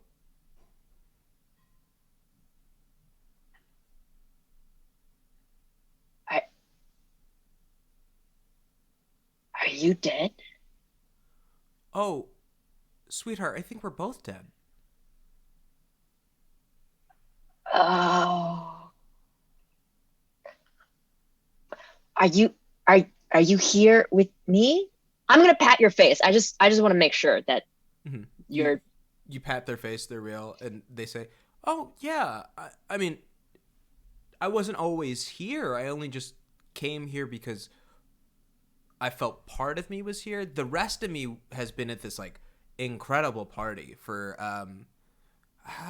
I don't know how long it feels like years. How long has it been since you killed me in the real world? Well, it wasn't really a killing. It was more of a fusion. You know, it's been well, 90% of my soul was sent to Sulad, and you stole 10% of the other. So it's more of a pillage if you're right. Yeah, I guess kill wasn't the right wordage for that. I didn't ask to be freed, okay? And I didn't ask to have your little feelings put inside me, okay? I was an unstoppable killing machine, and now I have your stupid ideas running around in my head. You like people. I mean, not a lot of people, but some people. So now, every time I'm about to kill someone, you pop up in my head. You are not the victim here. You've been partying. Yeah, because I'm dead. Also, partially 10%. Hey, Luzone, or I think that's your name, right? Here's what I'll say. I didn't make you think about me.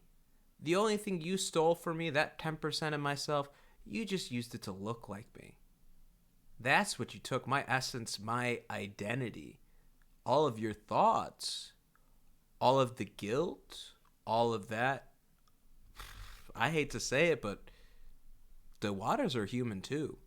No, you take that back right now, okay? I would never be one of you, okay? All right? You were the reason that we are all here, all right? You destroyed the beautiful world that we are standing in now. It's you! As you raise your voice and you feel more emotion, in the background we see the mountaintops, these peaks, these volcanoes begin to erupt into the sky, sort of matching your intensity. This is a place that is defined and built off of your energy and vibe, and a Dewata is now dead is like 100% vibes. So as you are growing and looking, Luzone looks around and says, wow, I'm not even in you anymore, and you're still really mad. And I'm not mad. Things. I don't feel anything. You did this to me. Your fusion. You opened up that chamber, and all of a sudden you came into me, and I remembered you and your crappy childhood and how your parents never paid attention to you, and no one cared for you, and you had no friends growing up because you had too much money but not enough money. You know what I mean? And then then you found that stupid cult, and they were the only thing that gave you, I don't know, life or whatever it is. And now everything that I felt is because of you. So I need you to take out whatever you put in here, and you can go back to partying, and I will destroy everything the way that I was meant to. Who?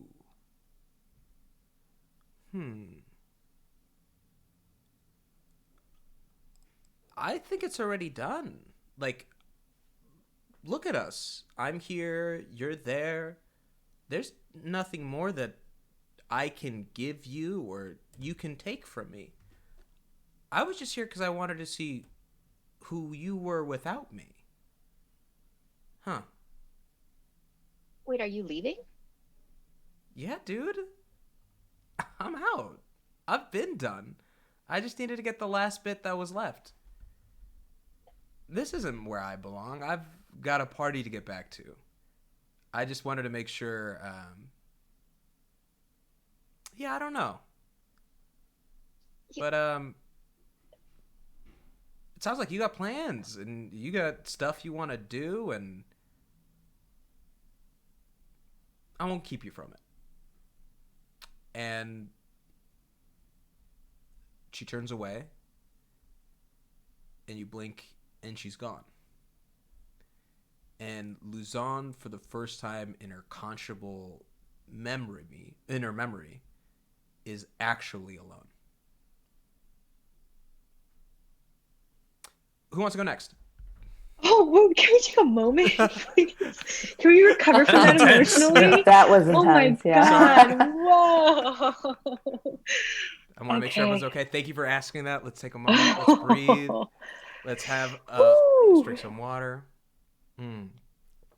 I got myself a little cookie, and I didn't plan it, but this is my little reward for making you all feel something. And kudos. I need to now get a cookie for Shu as well. I'll send one out to you, but yes. Catch our breath. Let's take a moment. My hands are sweaty because it's a tense moment. I can't open this cookie. I'll wait for afterwards. My man's got lubed up hands. I got lubed up hands. Running that oddball lap. Oh god. Yeah, wait till you see mine. Yeah. Oh Lord. And so let's take ourselves back into the world as we pull out, and we actually follow Angel Moon.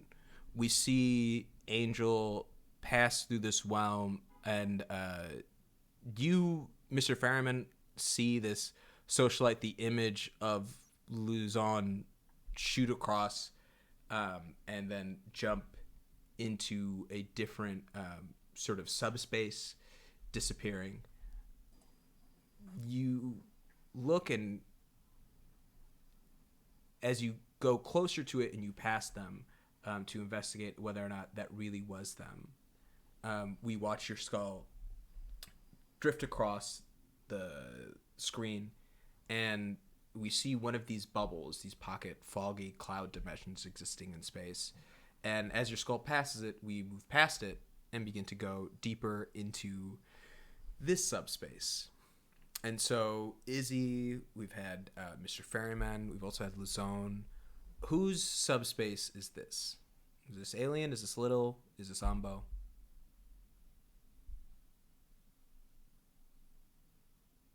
I could always roll a die. We could always do a D3. Because we're on Roll20. Also, shout out Roll20. Thank you for being our sponsor for the show. Thank you for putting on us. Obviously, this is the channel that we stream on. If you don't know Roll20, it's the #1 virtual tabletop service. It's 100% in your browser. You don't even need to download anything. I can do it so simply from the ease of my Google Chrome. And let's, just for the fact of us, let's take ourselves to a specific Roll20 screen. We haven't had to use it in this space, but we're going to do it now. Let's roll a D3. And see who wants to be 1, 2, or 3. I'll let you all decide. 2, Aliens 2, Ambo's 3, Little's 1. Perfect. Okay. And /R1D3. We got a 2, Alien. What do we see? Okay. So this is Alien's personal hell. Or your afterlife, or your purgatory. Like, what would it be to Alien? Okay. I've been trying to think about it, and the best I could come up with was like really awkward first date forever. I feel like, yeah. Mm-hmm. She's not good with the getting to know you, opening up thing. So I think that would be a good one. Wonderful. So it's just the tedium. I like this. You are, it's almost a hypercut. We see you sort of situated. You're seated at a table with a plastic candle at the center in one of those and it's glasses. Like those those like two tops that are way too close together, so you can like hear everyone else's conversation. They're not really focus. Chairs. They're like stools with backs, so it's like you're kind of uncomfortably up in the air also. Yeah. And you look around you as in the distance you see 200, maybe 300 more tables to your left. The same to the right. Like around you are in a sea of these tables. Every once in a while, ding, move forward. Someone else comes in. Oh no. And the same question gets asked to you. So how many siblings you got? Did you grow up around here? So were your parents? And just cutting through repeated amounts of the same question over and over again. Why is this Alien's punishment? Like, why is Alien punishing themselves in this space? Well, she was a soldier, murdered a lot of people. I feel like she's good now, but she still has bloodlusty things that she gives into. Plus, I think she should still repent for her bad soldier life. I like that. And we're gonna keep things heavy. I want you to know, just the vibe. We're gonna give you all a warning. Here we go. As you start looking through and seeing more and more of these faces, they start going in a rotation. You don't know when, but eventually you start seeing the same faces over and over. Maybe you've seen so many that they all blend together, but you could swear you've seen some of these faces again. And as they keep asking you the same questions, how many siblings you got? Where are you from? What are your parents up to now? Just repeatedly through and through and through, you start to place these faces, and you realize that you're in Sulad. And these faces are people of those you've killed. That I've killed. Oh my god. And now your hell is going on speed dates.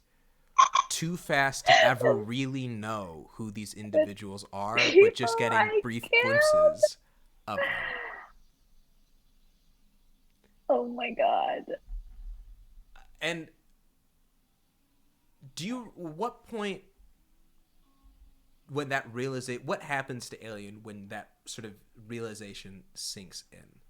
I feel like, the realization of forever having to go on dates with people she killed is like a lot. And she's like, screaming and like crying and like, why? How do I get out of this? And still the questions, how many siblings do you have, are like going on. You hear them again and again. Yeah. And I think this is, I want to make a cut here because I'm being mindful of time. And guys, we only have 2 episodes, and I want to. There's a lot of stuff I've got planned for y'all. So I want. I like this notion of like truly. It becomes a little.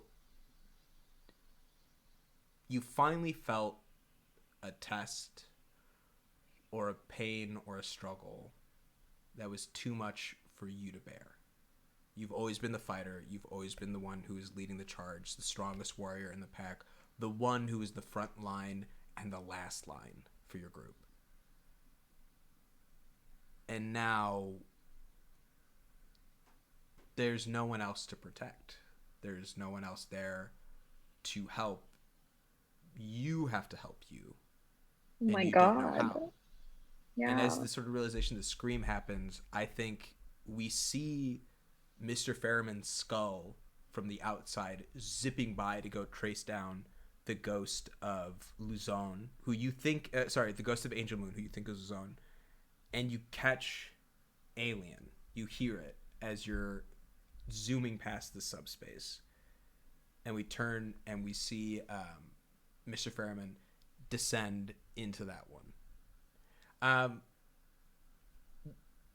going to say evens or odds. Ambo pick even, Little pick odds. I didn't mean to tell you guys that. I could just go too. Yeah, you just want to go? Okay, sorry. Yeah. Okay. So for mine, I am a little duende. Mm-hmm. After school, I'm running home to my parents and I'm crying because I was bullied and they were tickling my tummy. So I ran to my parents and I'm just crying to them. Like, I don't have any friends. I don't have any friends. They're all bullying me. And I just want to play with my train set. And they're saying that trains are dumb and they're for stupid people, but I'm not stupid. Like, look, I built this and it's my train set and it's just going around in a circle. I'm crying to my parents. How do they respond? They respond by saying, it's like, oh, that's a nice train set, but they're more talking and they're arguing with each other. No, you don't understand. I've run the test. It's not. Oh, Ambo. Yes, very good. Well done. Oh, is that steam power? No, I will get to it when I get. Well, you said you were gonna take care of the dishes last night, and I got to them, did I? No, you got them this morning, and it was stressful to look at while I was doing my work. And you see them having this argument back and forth while you are there originally just looking for praise. And these are your folks, man. They are the building cult heads. They're trying to be there for you all, but dude, it's tough out here in this new age, in this new existence where all the natural resources have been mined, have been sort of harnessed, and the Corp is trying to make sense of things. They've got a lot of pressure on their plate just to make sure things are all right, and clearly it bleeds over. But thankfully, you're not alone. You know, I imagine we see a moment where you look for this validation from these folks, and you're not getting it. So you go to Marky. You go to check in and see what he's up to. You pull over into his room, and what's he working on? Marky is working on he's working on a design for a suit. A suit, it's not it's kind of like an Iron Man suit, but it's not complete. There's a lot of flaws to it. And he's struggling putting on this piece. And then I knock on the door. It's like, I could help. Do you need help with this? I could do this. And I walk over and oh no, don't. I mean, you get to it. Wait, what's that? What do you got there? Is that your train? Yeah, it's my train set. I love trains. It's pretty cool, man. Yeah. Thanks. Oh no, the other duendes, the other kid duendes were making fun of me because of it. They said only losers play with trains because airplanes are where it's at right now. Let me tell you something right now, Ambo. All right? There's going to be a lot of people who are going to put you down because they don't respect you and they don't see the vision. Do you think trains are cool? Trains are cool, man. And who knows? Maybe you're going to do something with trains no one's ever done before. Yeah. Well, why don't you make a flying train, huh? Or a space train? No, trains are meant to be on the ground. Okay, sorry, bud. Okay. And so you have this moment where you, out of character, I want to ask, is this real? Is this an actual memory that happened? Or is this how you wished it had gone down? It's how I wished it got down. Yeah. And I think, maybe a part of you catches that. We see shifts of what actually occurred. Of the parent stuff is real. Parent stuff, them real. arguing. 100% happy. Yeah. But Marky comforted you still, but when you weren't looking, took the train, looked at what you were doing with it, and then suddenly his project worked, because that's what he's always done. But in this version, in this reality that you've created, the ideal, what would be your heaven, you guys just get along. Yeah. I want to move on to Little. Okay, so I am in an abandoned zoo in Brooklyn. Okay. And all around me, all the skyscrapers are all dead and busted, and I'm just looking around for any animals still alive. As you're walking around in the Brooklyn Zoo, you look and see, it's not there's not ivy covering this stuff. It's something like it, but it's not green, it's gray. Everything seems to be almost a muted hue in this zoo. It's been reclaimed by nature, but the reclamation doesn't look vibrant or life-filled. It's almost devoid of it. And as you're going through and making your way around, you go across and for a moment see what looks to be a herd of horses as you round a corner, only to be dismayed by a broken carousel standing unused. Why a zoo? I think since I am a tukbalang and I get to morph into different animals, I just want to get closer with them. I don't know if this is hell or a limbo area. It just seems a little off. I think you feel it. It doesn't feel like a punishment. It feels unfinished. And maybe that feels like purgatory for you, because as you're walking around and seeing these cages and empties, you're really looking at these boards that are across in front of stuff and seeing like the description of the animals that once were there, and walking your way through. This was your purpose, the reclamation, the reinstallation of the knowledge of the animal world. I mean, for all the history of zoos being cages for animals, there were also, in a lot of ways, sanctuaries for the ones who were endangered, for the ones who needed to be brought back into captivity. They existed in that space. And I think as you walk around this empty zoo, maybe that's the feeling. Like, this was the space that you were going to use to herd them back. These were the animals that, as you look down and you see, you realize these are only the ones that you turned into. The only ones here are the ones that you had data of. And I think that also brings up to a point, because you get to more of the zoo, but there are no placards in front of them. It's the potential of the animals you could have transformed into, the ones you could have learned more about, but are now just gray and empty. And so now we've been through everyone's subspaces in Sulad, their pocket dimensions where they're experiencing their version of their afterlife, whether it's a self-imposed punishment, whether it's a purgatory. It's where they feel, it's where they think they feel they should be.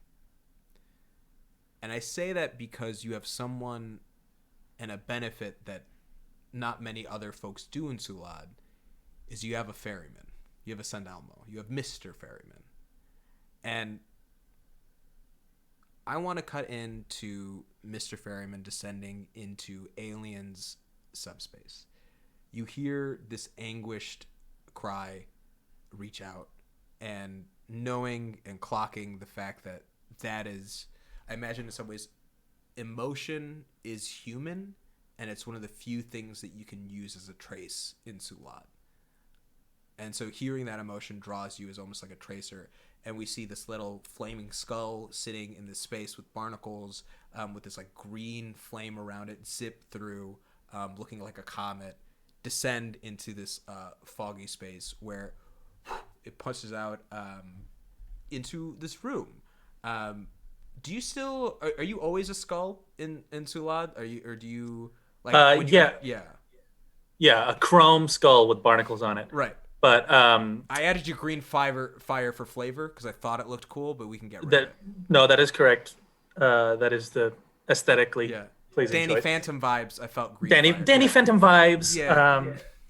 100% vibes. Mm-hmm. Anyways, but you know, my main job here is to bring souls with me. Mm-hmm. So I at least have some sort of like tractor beam power in Sulad to keep people close to me and floating near me as we travel. You know what I mean? As though we had a boat, but just ghost energy. So as you go in and you, I think the tension is starting to rise on the idea of this repetitious cycle that you don't know where it starts and where it begins. You just know it's repeating.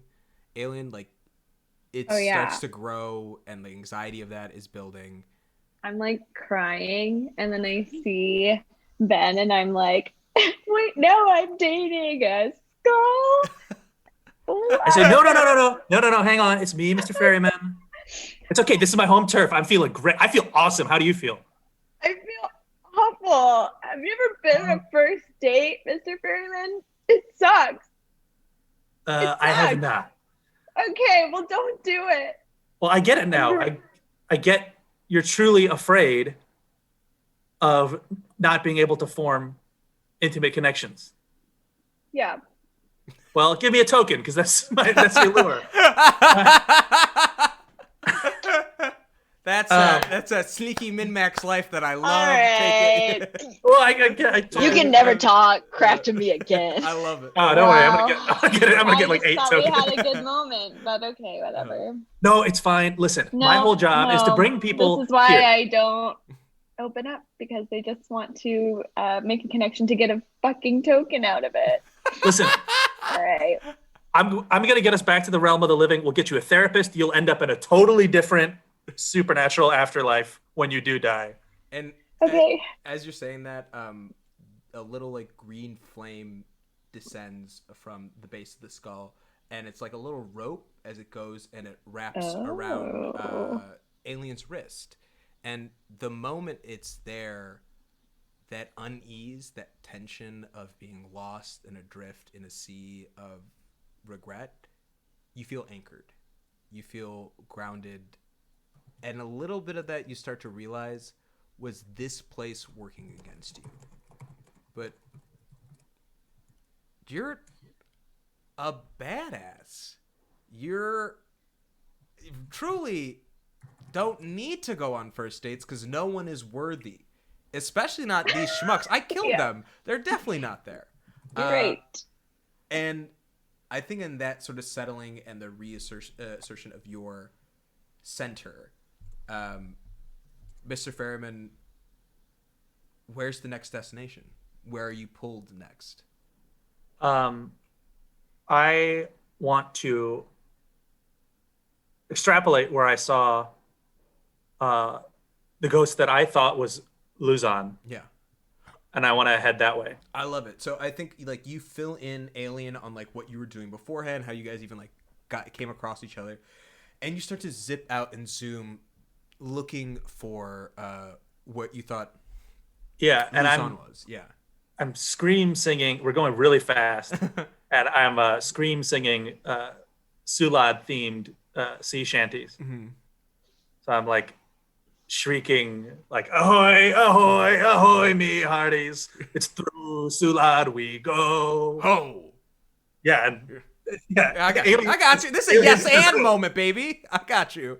I'm screaming ahoy, me hearties.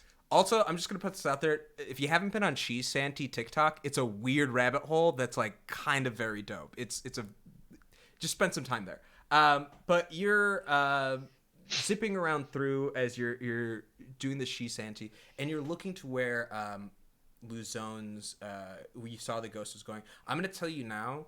We're gonna get to Luzon last. You're gonna be the last one we get to, and it just so you're gonna be catching other people along the way. And so I would say as you're making your way through, you cut across and blip into Izzy's universe. You're making your way and you feel a pull of what emotion do they feel as Izzy has now been to their 27th house and a list of 5,000 of places they need to visit that day.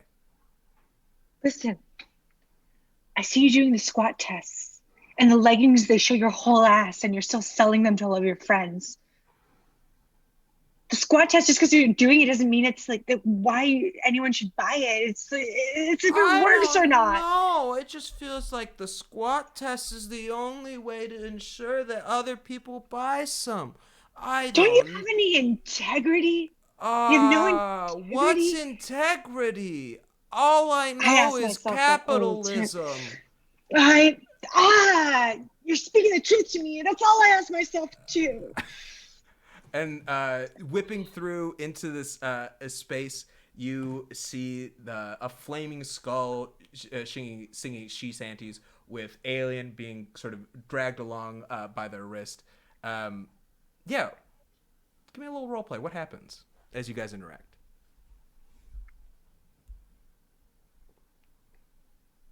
You're here to sell leggings. Well, do they pass the squat test? Just how many do you want to buy? Listen, we can't take those where we're going. You need to snap out of it, Izzy. What? Izzy, do you remember who we are? It's Alien. It's Mr. Ferryman.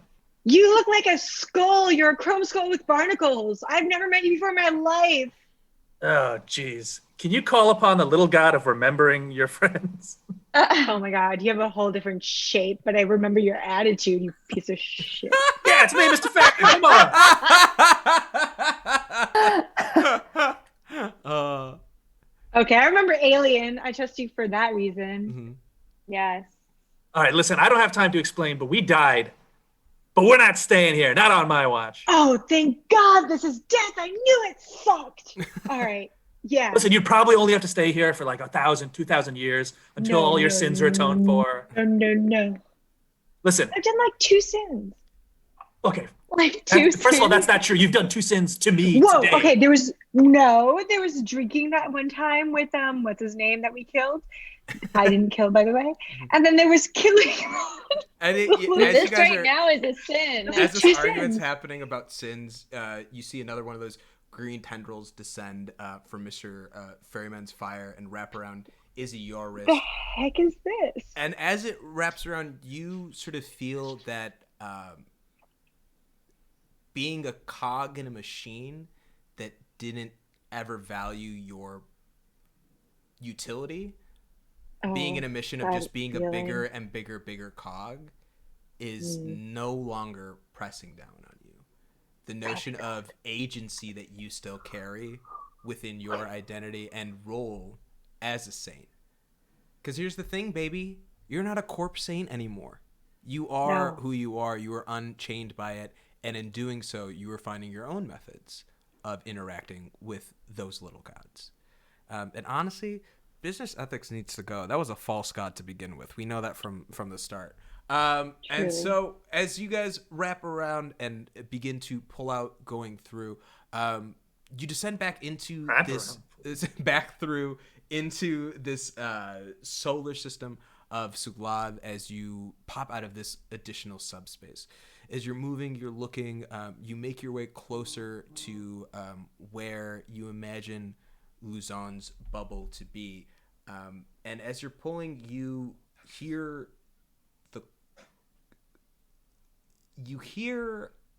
I would love to go with little. What is the energy, what is the emotion that cuts through the ether towards the group? What do they feel coming off of you? I would say like something super yellow and happy. It's like just like a positive aura that we have not been used to. I like that.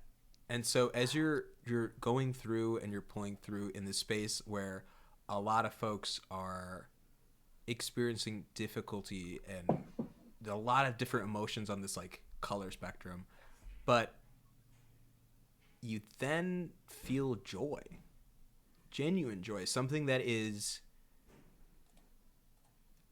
happiness is biological.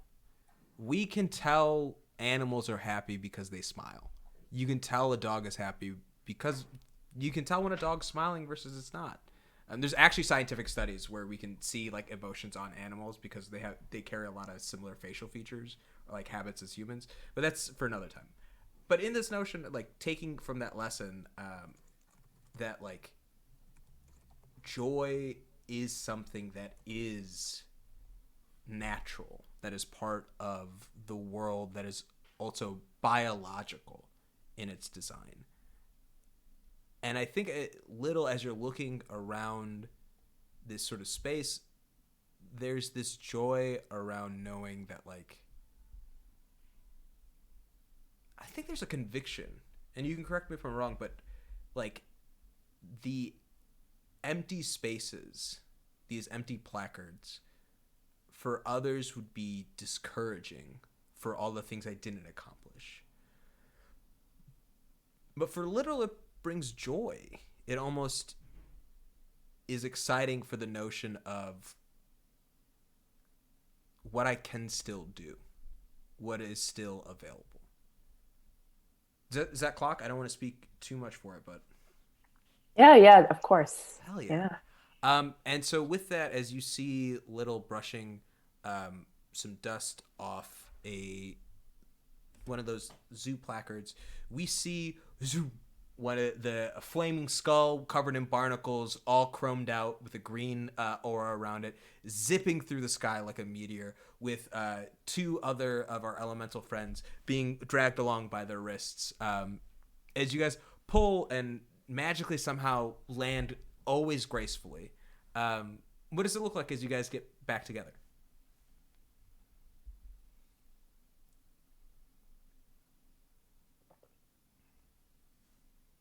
Little, you're covered in dust. I know. We've been flying around for so long.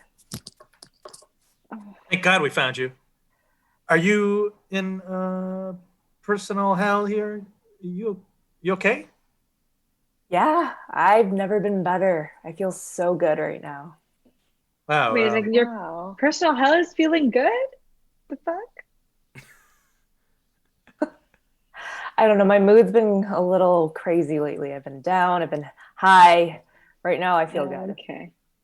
I bet when you like get like anxious and you're like really sad, you can't eat and you just lose weight. Okay, we don't have time for this. We're all dead. Sorry. Okay. Gotta get back to life. This is why you had a personal hell, Izzy. Yeah. You say things like Okay, this. let's use. Why don't we save that? This too? is, I mean, technically, if you're counting a sin counter, that's probably number 3 on the list. Oh, Yeah, that was a okay. sin to say what you did. Little, I'm sorry, but we got to get out of here. Our business is not finished in the mortal realm. All right, let's go. Oh, well, that was easy. Come on. And you see another one of those flame wristbands extends, and Little, it's the same feeling. That invigoration just grows a little brighter because you know you don't share this journey alone. Though it is your task, you're reminded in this space that you have people who you can count on, who are also here for you. And as you zip around, you feel the same pull of that resonance of community. You feel a hollow version of it emanating from a particular bubble.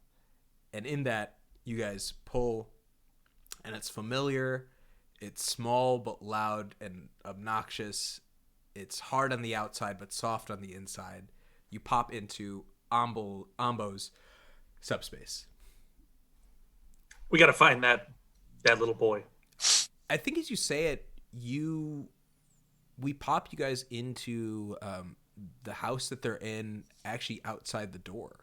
And you see Ambo and Marky just engaging with one another. They're talking about theory, about design, and Marky goes, well, you see, Ambo, I don't know if I could put a capacitor here and still have the same voltage. I feel like it would I float through the door and I yell, this prick is going to kill you. What? Mr. Ferryman? Hey, you remember me? Yeah, of course I do. Who are these people around you? But we're going to have to tickle his tummy. No, what? No, don't tickle my tummy. Don't tickle my tummy. Don't, please, no, please, Why no. the heck are you covered in lube still? We were doing a science experiment. Me and Marky were doing a science experiment. Something about obelisks that we're making, and if we all just get lubed up together, then electricity would. I'm trying to prove it to him. We just all You need think this is your real brother? Man, this is a figment of your imagination. What do you mean? You look back. This is the brother you want. No, I don't believe you. No. There's no way. A flaming green hand, like, you know those things you get from the 50-cent toys? The slink? Yeah, the sticky hand? One of those made out of green flame just slaps him across the face. I actually no, I like that. You break a little bit of the shock off, and you're like, what? You're so enraged and incensed, Ambo, that you look and you see if Marky's gonna react, and it's the first time you've looked and realized he hasn't moved since these folks walked in. He is perfectly motionless. In fact, looking outside, the birds that were flying have stopped as well. Everything is at a standstill. It's as if your simulation has been put on pause.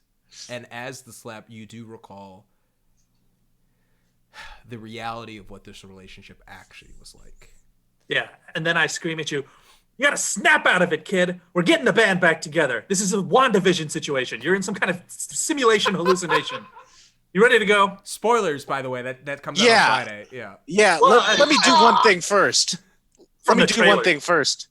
And then I go to Marcus Estrada and I lift up his shirt and I tickle his belly and then I slap him across the face. It's like, how does that feel? As you slap him across the face, this collection, this composite of Marky, your brother, falls apart into like 20,000 tiny cubes. And with it, the rest of the world itself begins to collapse as the sort of illusion is shattered. And as you begin to fall, an additional tendril shifts out from Mr. Ferryman and wraps around your wrist, and you catch yourself. And the realization also sits in on you of community, of chosen family, and the value that exists in making that, and that sometimes where others would have given up on you, they're too annoying to, and they won't let you go. And the knowledge of someone who is too annoying to get let go really centers in on the notion that one person is missing. And so we cut back to Lazone, who's sitting inside the before Earth, this space devoid of any humanity, of any living thing other than the salt in the ocean. There are truly like zero organisms that now are on this place. It's just what the Dewata would have ruled as. And as you're sitting on this edge of the cliff, we see the water shift up and crash, see some storm clouds in the distance, and we see Luzone alone.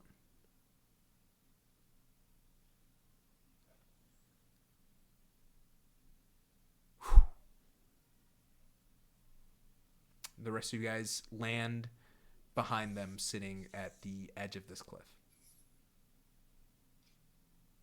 Oh, you have some kind of existential crisis, personal hell. Hey guys. Hey. Hey, Everything okay?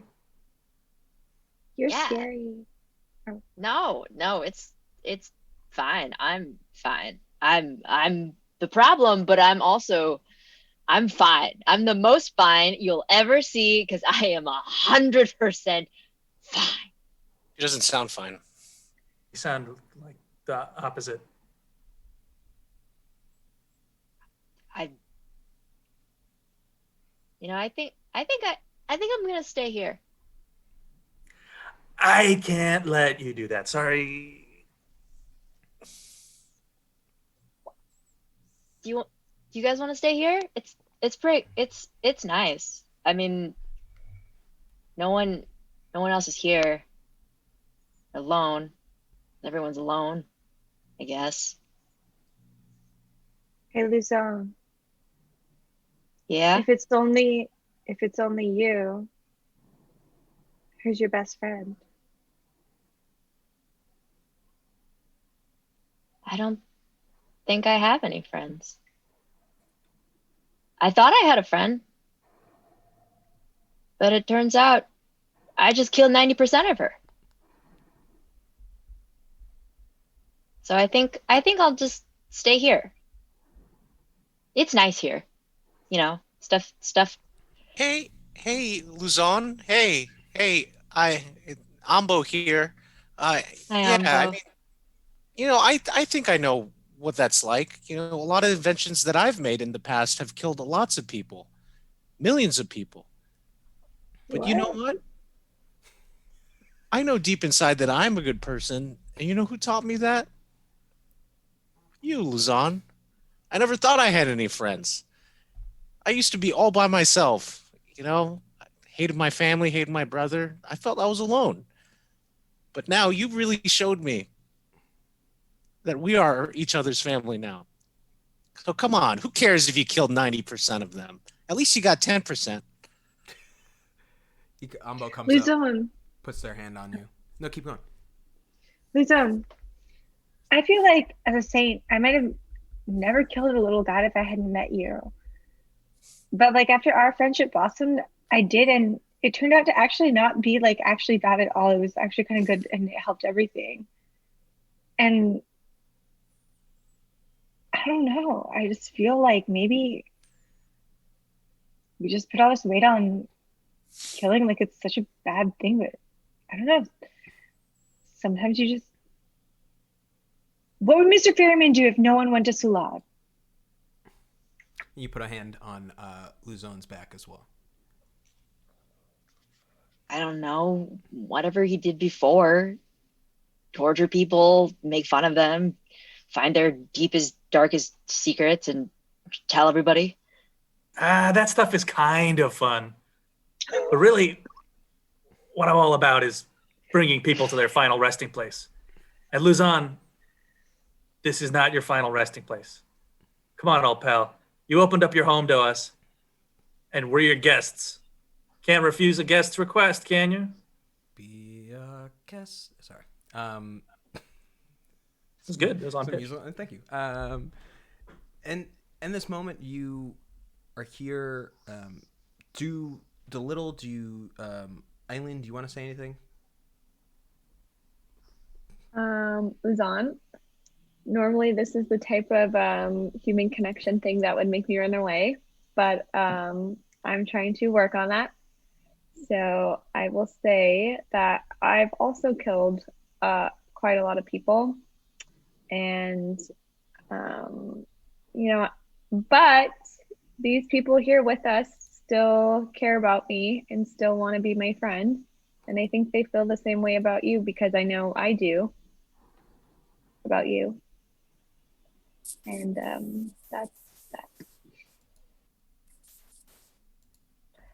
Yeah, and don't forget that we're all, part of your best friend group. We're always there for you. We play all of your favorite podcasts and YouTube videos. You can't just be by yourself all the time. Yeah, even though I don't know where I stand in the ranking, I think I'm one of your close friends. As your close friends gather around you, it dawns on you what friendship really is. It is the relationship you have with those around you where you try to pull the best you can from them, to push them up so they can be the best versions of themselves that you see that sometimes they don't see of themselves. And I think it's the first time you've noticed that a good portion of you doing what you've done for other people, of being friends with other people, was not being a friend for you, like sort of pushing it out on everyone else instead, putting that attention in that space. Because to reconcile with yourself would have to reconcile with Angel. And after bottling and not dealing with for as long as it's been, it became a little overwhelming. But it's not as bad. It's not so hard to keep your head above water when you have folks pulling you out of the tide.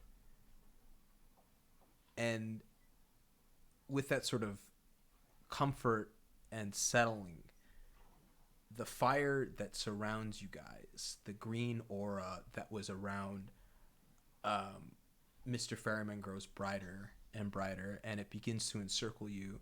And Mr. Ferryman, you feel a pull. Something or someone is drawing you from the outside. And now that all of you are together, I think it's time to go.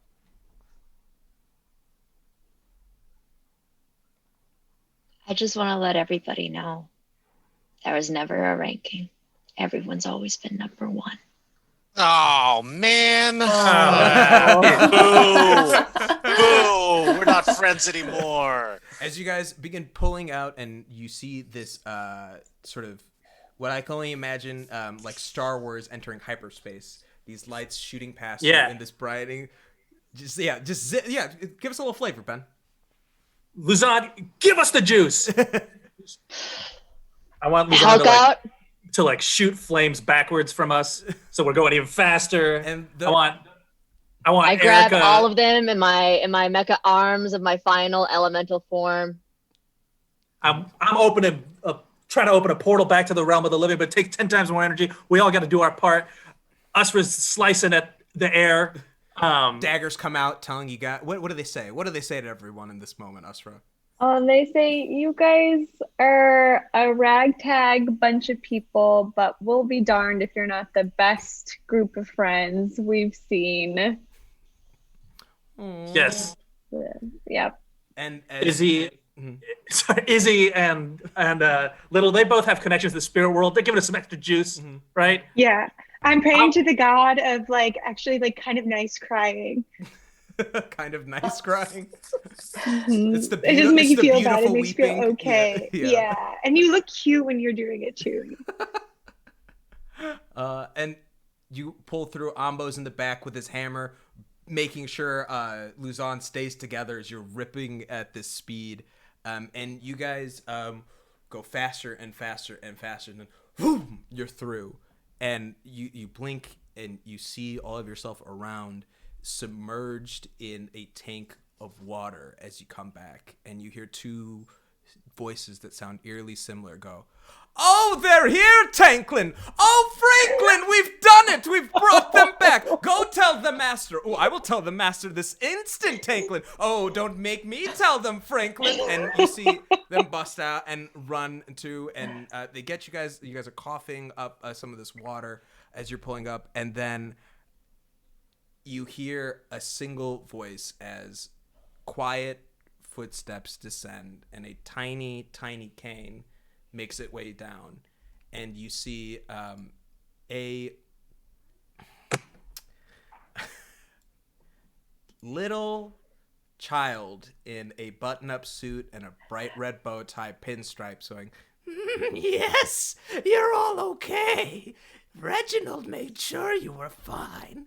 I sensed a disturbance in Sulad, so I sent these folks out to come get you. No one's allowed to die on my watch." Reginald, you little devil. You know me. And that's where we're going to end this episode. Oh my god. Oh god.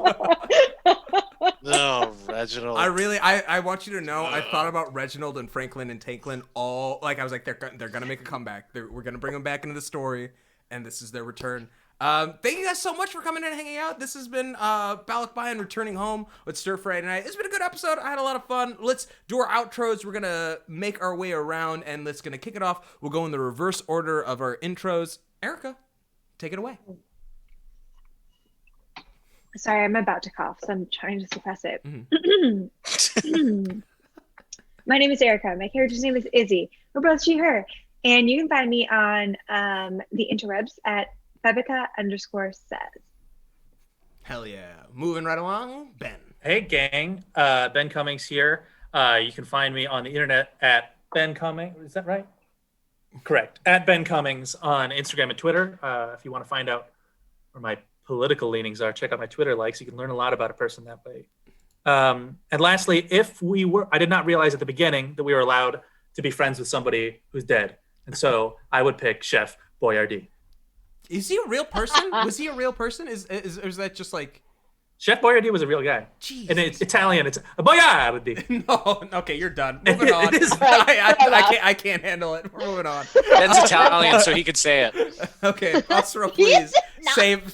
He is. He's half Italian. Hello.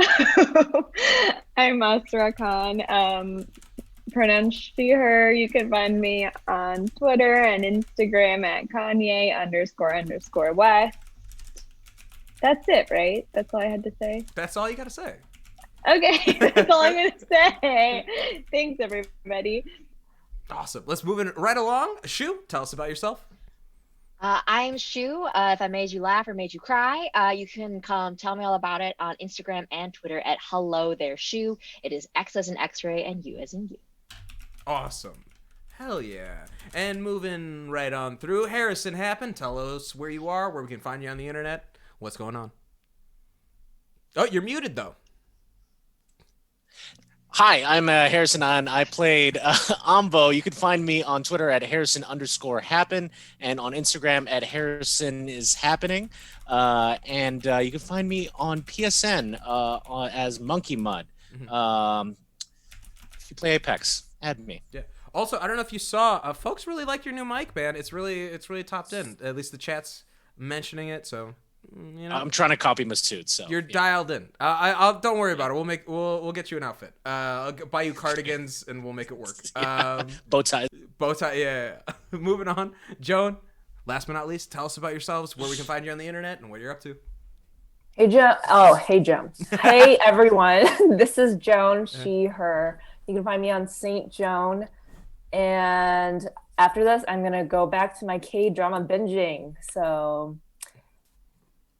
I recommend watching a bunch of K-dramas on Netflix, so go check it out. What are your top favorites? Like, I'm people keep telling me to get into K-dramas, but I feel like the field is so vast and deep. I don't know where to start. It's so big. There's something for everyone. Right now, I'm into high school teen romance. Oh, okay. So there's a whole genre with that. If you want to do horror, you can watch Sweet Home. Okay. If you want to get into like tech engineering stuff, there's one called Startup about people in the tech industry. Yeah. So it's all on Netflix. Do you also recommend Terrace House? Or is that like, I know that's reality TV. I heard really that's Japanese, but oh my god, I love Terrace House. I can talk about Terrace House all day. Okay. If you like Terrace House, message me. Yeah. We're not talking about Japan. Today is Korean American Day, by the way. Thank you. You should have been showing me and Joan a little more respect today. Next year. I love Korean barbecue. I don't know about K-dramas, but Kingdom is this Korean like zombie horror thriller, and it is amazing. You should watch it for the hats alone, but like it is so good. And if you want to ever talk to me about it, I am super game. All right, okay, gotta add it on. We should also mention though, especially because it's Korea Day, that the film Minari is coming out, and it stars a SFN alumnus. It does. Stephen Yoon, SFN alum. Yeah. Big hats up to him. I mean, huge snub by the Hollywood Reporter in terms of the Golden Globes, but whatever. I blame the Hollywood Reporter for the Golden Globes too.